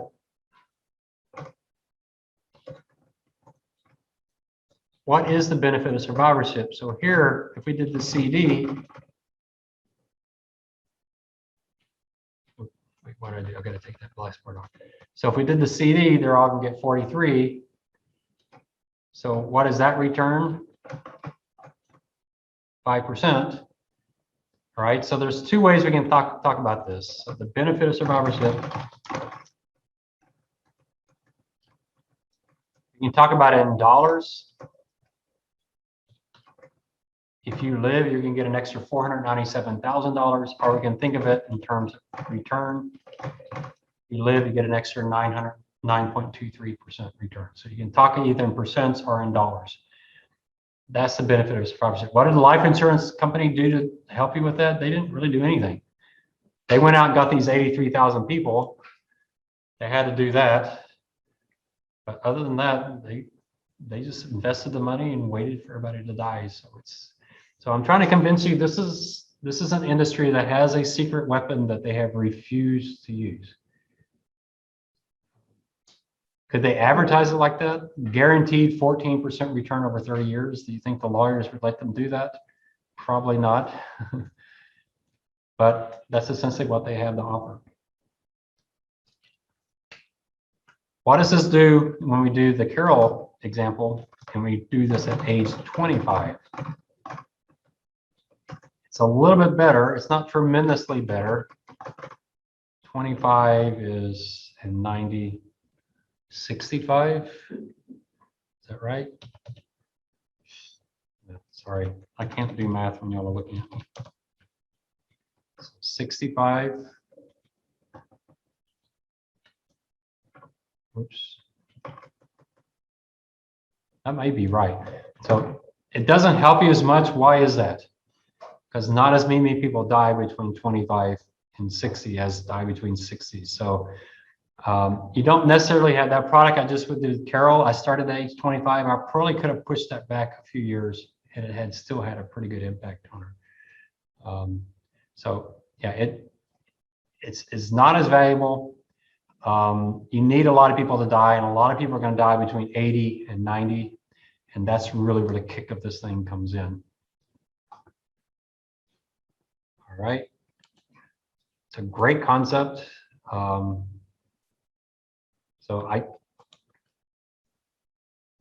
to me, it's a better strategy than what we currently do, which is like people try to make it up in the stock market. You're not going to make 14% in the stock market unless something wild happens. And right now, stocks are pretty expensive. So what I say is I say 90%. You know, with Carol, it was 99%. Take 99% of your portfolio and put it in that traditional portfolio, and then take the rest of it. Maybe, and here I'm talking about laddered products. So I was essentially saying some of it would show up at age 85, just because you don't know what the stock market and the bond market are going to do. So you might structure, so some of it shows up at 85, some of it shows up at 90, some at 95, that kind of thing. So, so the heirs don't like that 100% loss if you do this kind of product. But the nice thing is, if grandpa makes it to 95, $10 million shows up, they kind of like that. So it's kind of interesting. Now, if grandpa dies at 94, boy, you're going to be really, really upset. Have y'all seen the movie? What is it? Weekend at Bernie's? That when they keep the guy alive, dressed up, is a really grotesque. It's a really grotesque movie, isn't it? I mean, after a few days, the person's not going to be quite as good looking as Bernie was.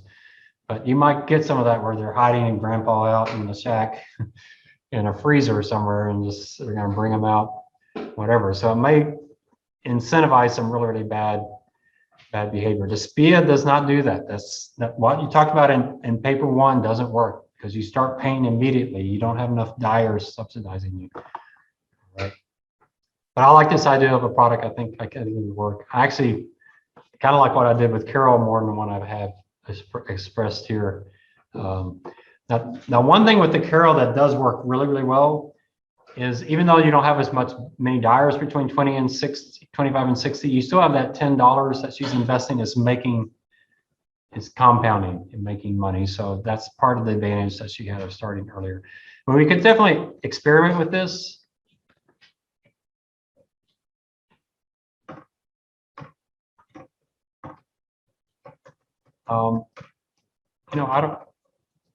When do y'all want her to start? Let's have her start at age 40.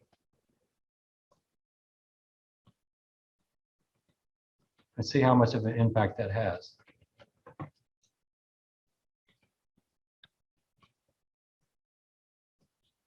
I don't know where it went.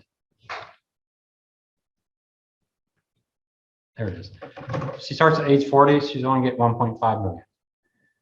So you can see it's not a huge impact. I mean, it's 4 million to 1.5 million, but it's not like if she starts at 40, she only has $23.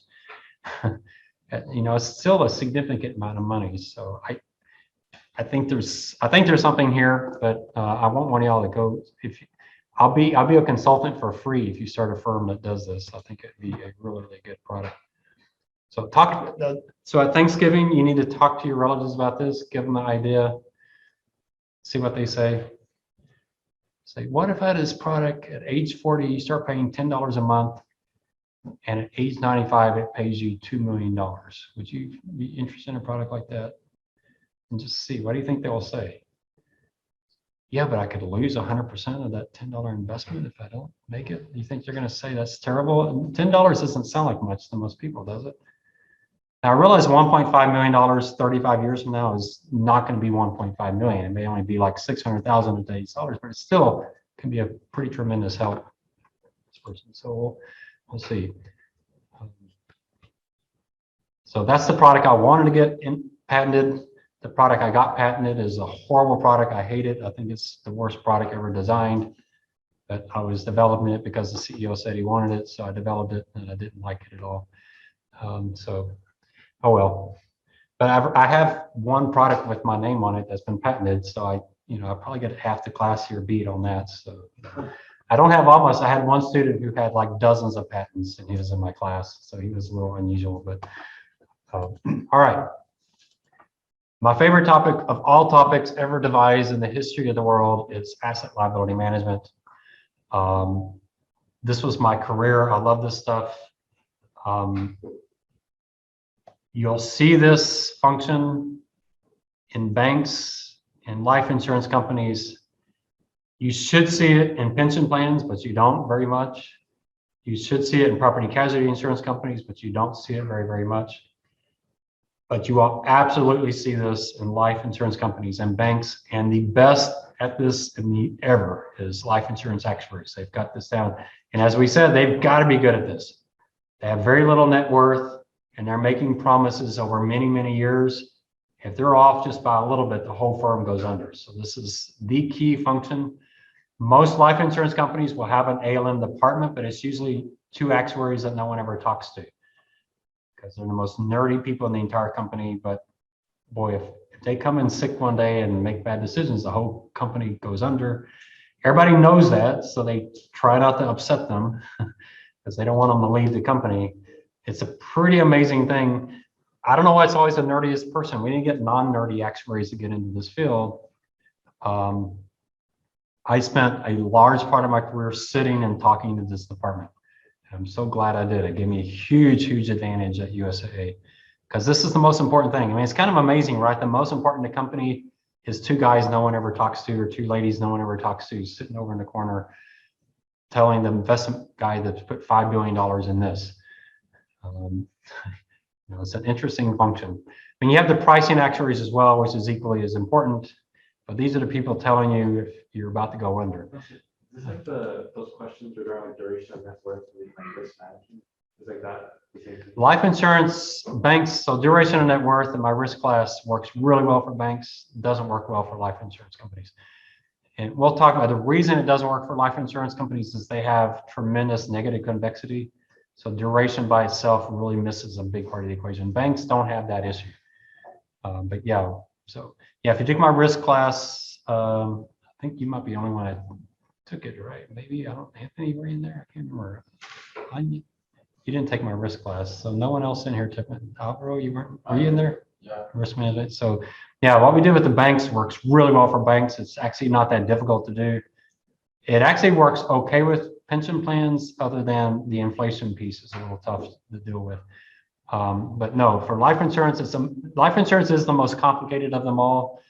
And it's just really complicated mathematics.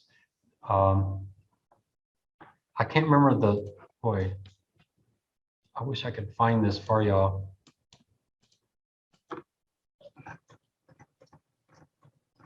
You know, if you're an actuary, you're gonna have to get into this.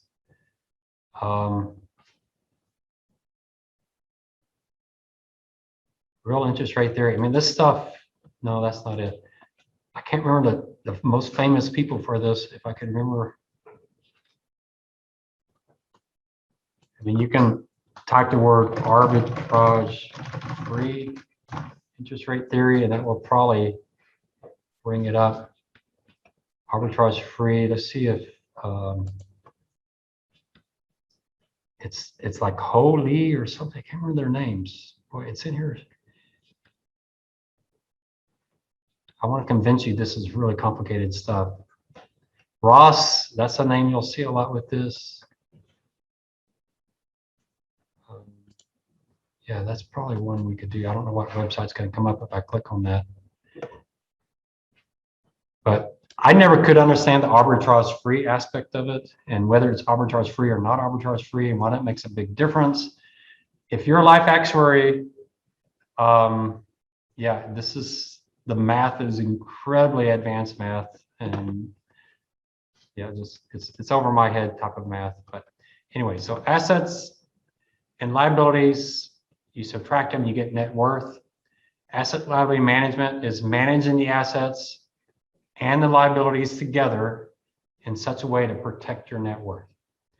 Because remember, we only have $1 of net worth for every $10 of assets. So a small problem in the assets or liabilities, and suddenly we're bankrupt. So we can't have assets go up 5% if liabilities went up 10%. We're out of business. We can't have assets fall 10% if liabilities only fell 5%. Then we're out of business. Could assets fall 10%? Would that be all right? When would that be acceptable? Well, if liabilities fall not 10%, but 11%. Why do liabilities need to fall 11% if assets fall 10%? because we have more assets than liabilities, right? So it's a precision that has to be perfect. The problem is GAAP accounting doesn't use fair value. And so the actual assets and liabilities may be falling 10%, 11%, but the GAAP accounting may not be doing that. And so that's why 2008 was such a disaster for the life insurance industry. Their assets were falling 10%, but their liabilities weren't falling up because GAAP doesn't mark liabilities to market. So it's a very, very difficult, complicated problem. We usually use the word capital for net worth. We talked about that earlier. So for insurance companies, you may hear the term capital management. When banks and insurance companies say capital management, they really mean net worth management. They don't mean, they're not talking about debt at all. Most banks and life insurance companies don't really utilize debt all that much. So what we're trying to do is manage our assets, manage our liabilities in such a way that we protect our net worth. Now, sometimes they're driven by similar things, but mortality affects which side, assets or liabilities? Mortality, people dying, or morbidity, people going to hospital, does that affect your assets at all? If some of your customers die, does that make your bonds go up or down? Has no impact. So mortality is only on the liability side. What about inflation? Does inflation affect bond prices? Absolutely. Does inflation affect liabilities? Not really. Life insurance companies have very few inflation-sensitive products. However, inflation affects interest rates, which does affect liabilities. So it does. But inflation indirectly gets through interest rates. So interest rates absolutely affect assets, absolutely affects liabilities. And so that's what this is all about with life insurance, is making sure you manage the interest rate risk of assets to the interest rate risk of liabilities. So they move somewhat in tandem. So Sergio mentioned duration. Duration is one way to measure this, but life insurance, it's duration and convexity, because I'm going to show you mathematically why that is. So interest rates impact assets and liabilities. We're very levered. Doesn't take much to wipe us out. So what are the scenarios? Well, we could have liabilities rise and assets rise. There we're pretty well balanced. Our assets could fall, but that could be okay. If the liabilities fall, there we're pretty balanced. It would be nice if our assets went up when our liabilities went down. The problem with that, there's no way to create that without creating the possibility of just the opposite.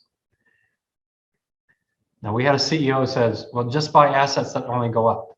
It's like, okay, that'd be great. We could find those, but they don't exist. So you can't find that. But even that doesn't work in life insurance. What if you only bought assets that only went up? Why would that not always work? Because the liabilities could go up more. All right. So you've got an equation that you have to be in these two buckets. And our CEO is, why would you do something where you're planning for assets to fall? It's like, it's just, that's the nature of investing. Assets will fall in value.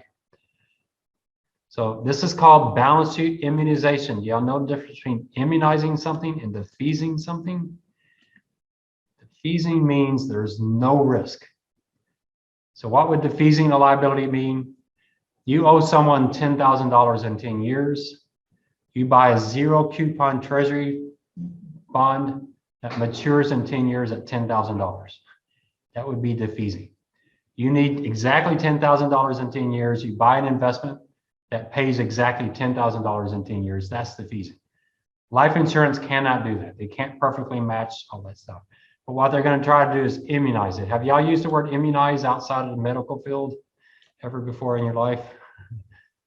So in insurance, we say immunize. We're trying to, it's like a vaccination, I guess. We're trying to get it so that we're protected, not perfectly, but we're protected from it. Hopefully it's better than the COVID-19 immunization, right? I have two friends that are both vaccinated, and boy, they were sick with COVID after they got vaccinated. And I'm like, man, we did everything we were supposed to do. Well, immunization doesn't always work. Some companies don't balance this as well as they could have because something bad happens. Who are the players? It's the actuaries and the investment team, hopefully working closely together. At USAA, they worked incredibly close together. We had the two Johns, John the actuary, John the investment manager. They talked to each other probably every single day on asset strategy. And then what did USAA do? They outsourced all of the investments to BlackRock. I don't know how it's working today, but I thought that was a disaster. They should not have done that. They had the perfect solution working for them and they outsourced that. Why did they outsource it? You think save money, but it actually cost them more to outsource it. It was probably a few $1,000,000 cheaper for them to do it themselves. So why did they outsource it? The answer is, I have no clue why they outsourced it. So I thought that was a really stupid decision. I'm saying that on tape. If they want to hear this, if y'all want to send it to your USA, outsourcing this to BlackRock was a very stupid thing to do. And this is one of the reasons. And not just because it's going to cost them millions of more dollars to do it, and they're not going to get any better results, but it's also, you have these two departments that need to be working together. I think I told you a story. I interviewed with the life insurance company on the investment team. And every interview I was asking, do y'all talk to the actuaries? Oh, we never talk to actuaries. We don't even know who they are. It's like, how can you be an investment team for a life insurance company? You don't know any of the actuaries. It didn't make any sense to me. They didn't hire me, but I don't think I would have worked there anyway. It just seemed insane. So you need these two teams. The actuaries need to understand the nature of the liabilities so they can define the nature of the assets that they need. And they need to express that some way to the investment team so they can go out and buy that. So what did the actuary says? He says, I need assets with these type of duration and convexity characteristics. And then the investment person goes out and tries to find assets that match that. And so the one John will say, okay, I've got an asset that has this duration and convexity. Would that be good enough? The other John puts that into his model, says, no, you're gonna have to carve a little bit off of that duration. That's just not gonna work. And so the asset guy says, okay, what if I buy that asset and this asset and together would that work? And the other John says, okay, yeah, now you're in the ballpark, that'll work, go for it. That's the way why are they doing that? Because they only have $1 for every $10 of assets. They've got to get it almost perfect. A term, if you're an actuary, you really want to understand this. Something that you can definitely look up is key rate duration matching. This is what they're doing. They're not doing duration matching to your question, Sergio. That's what banks do, is duration matching. Life insurance companies do key rate duration matching, which means they're matching duration at buckets, different buckets, the 1 year bucket, the 2 year bucket, the 3 year bucket. And they're also matching convexity. It's really, really quite advanced mathematics. It's not an easy process at all. So what are the risks that you have? All right, so here I'm going to show you how horrible this is. And I want you on the exam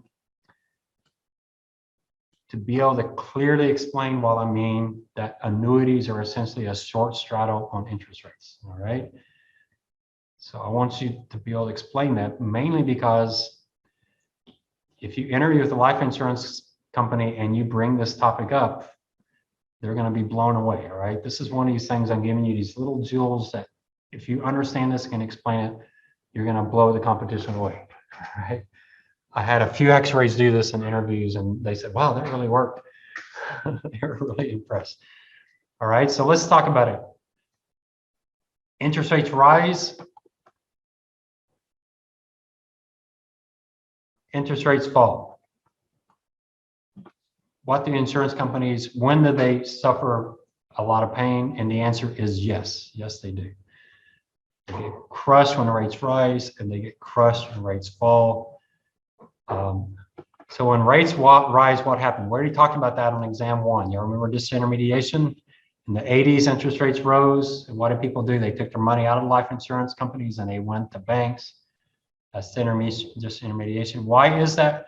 Well, because insurance companies pay what we call a portfolio rate. They're going to buy a bunch of long-term bonds and they're going to pay, like, they're going to invest long-term bonds at 6%. They're going to cut an expense ratio off the top and they're going to pay their customers 4%. But if interest rates rise, they've already invested the money out 6 years. They can't do anything about that. They're stuck with that 6% return. If interest rates rise, they got to keep paying the 4% because they're only making 6%. They can't reinvest. And that's why they get the disintermediation risk. What about when rates fall a lot? When rates fall a lot, their bonds are up in value. That's really, really good. But eventually they're going to have to start reinvesting, and their products have this guaranteed minimum rate. At some point, like right now is the disaster. Interest rates fall a lot and they stay down a lot. What is the insurance portfolio doing? It's maturing and reinvesting at these much lower rates, and they guaranteed a 3.5%, 4% rate. Now they're paying 4% when their portfolio is only making 3%. They're getting crushed, right? So when rates rise a lot, and this is really a lot, when rates rise a lot, they get destroyed. When rates fall a lot, they get destroyed. When are they happy? When rates are real nice and stable. So Sergio, I don't remember my investing class. When does negative convexity kill you? When interest rates move a lot, right? Okay, so. It's like the convertible, right? Like the optional adjusted spread, they take advantage of that. I think. Yeah, well, so we're going to talk about that. The one thing they don't want to buy are the mortgage-backed securities, because their liabilities are negative convex. They can't have assets that are negative convex. And you're going to see why. We're going to look at that number. So life insurance companies, their liabilities are negatively convex. What does negative convex mean? So let's talk about a mortgage-backed security. A mortgage-backed security is you're investing in a pool of mortgages, all right? Avi can tell us all about this, right? We talked about that in investment class. You got a pool of mortgages. It's paying you 6%. And interest rates fall to 4%. What are all those mortgages going to do? You got a 6% mortgage. Interest rates are now 4%. What do? You refinance. What about the person who has that 6% mortgage-backed security? What are they going to do? They want 6%. But what happens instead? They get all their money back to reinvest at 4%. They're pretty upset, aren't they? You refinance. They had 6% locked in. You refinance, now they're making 4%. They're pretty upset. That's called negative convexity.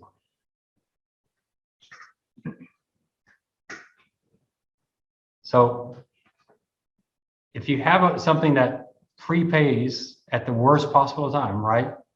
What happens if you have a mortgage at 6% and interest rates rise to 10%? Are you going to refinance? You're paying 6% of your mortgage, now interest rates are 10%. Your investor hopes you refinance. Wouldn't they love that? Hey, I want to refinance at 10%. They're like, okay, that sounds good to us. We'll let you do that. But you're not going to do that. So you're only going to refinance when it's in your benefit or in the mortgage company's benefit? Only when it's in your benefit. So you've been given what? What's that word we want to use? It's sitting there on the page. You've been given an option. When do you exercise that option? Only when it's to your benefit. Okay. So that's what we call about negative convexity. Well, let's look at the life insurance company's liabilities. You got an annuity that's paying you 6%, and now bank CDs are paying you 10%. What do you want to do? You want to withdraw your annuity and go stick it in that CD. You got an annuity paying you 6%, bank CDs are paying 2%. What are you going to do? You're going to keep getting that 6%. You're pretty happy with that. All right, you see how you have that optionality on the liability side? So on the liability side, you have your customers that have options that can harm the insurance company. Do you think the insurance company should buy assets that their investors can harm them? Absolutely not. You don't want negative convexity on both sides of this balance sheet. So insurance companies have what we call negative convexity. They give options to their policyholders, and they're options that their policyholders are only going to execute when it's in the policyholder's best interest. So what is a straddle? Boy, I don't want to. Do any of y'all know what a short straddle is?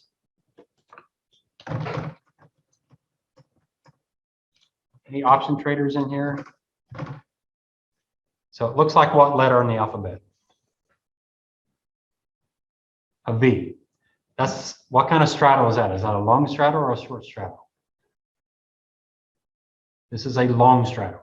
Okay, so I'm going to get into this. Some of y'all have probably never had options, but I'm pretty sure the options are on that investment exam for the X-ray, so you need to know it. So some of y'all, anyone in this class, never had any options in any class so far? Y'all have all seen them at least once? All right, but I'm gonna assume you haven't. Next class, we're gonna talk about a straddle. Can anyone tell me what a long straddle looks like? What would you buy? What would you sell to get a long straddle? You buy a call, and you also buy a put. All right, so kind of some of you are like, well, you don't sell anything, right? You don't. For a long straddle, you're going to buy a put, buy a call. You are betting on what? Volatility. You want volatility, right? I didn't say life insurance companies are long straddle interest rates. I said they're a short straddle on interest rates. So what are they going to look like? They're not going to look like the letter V.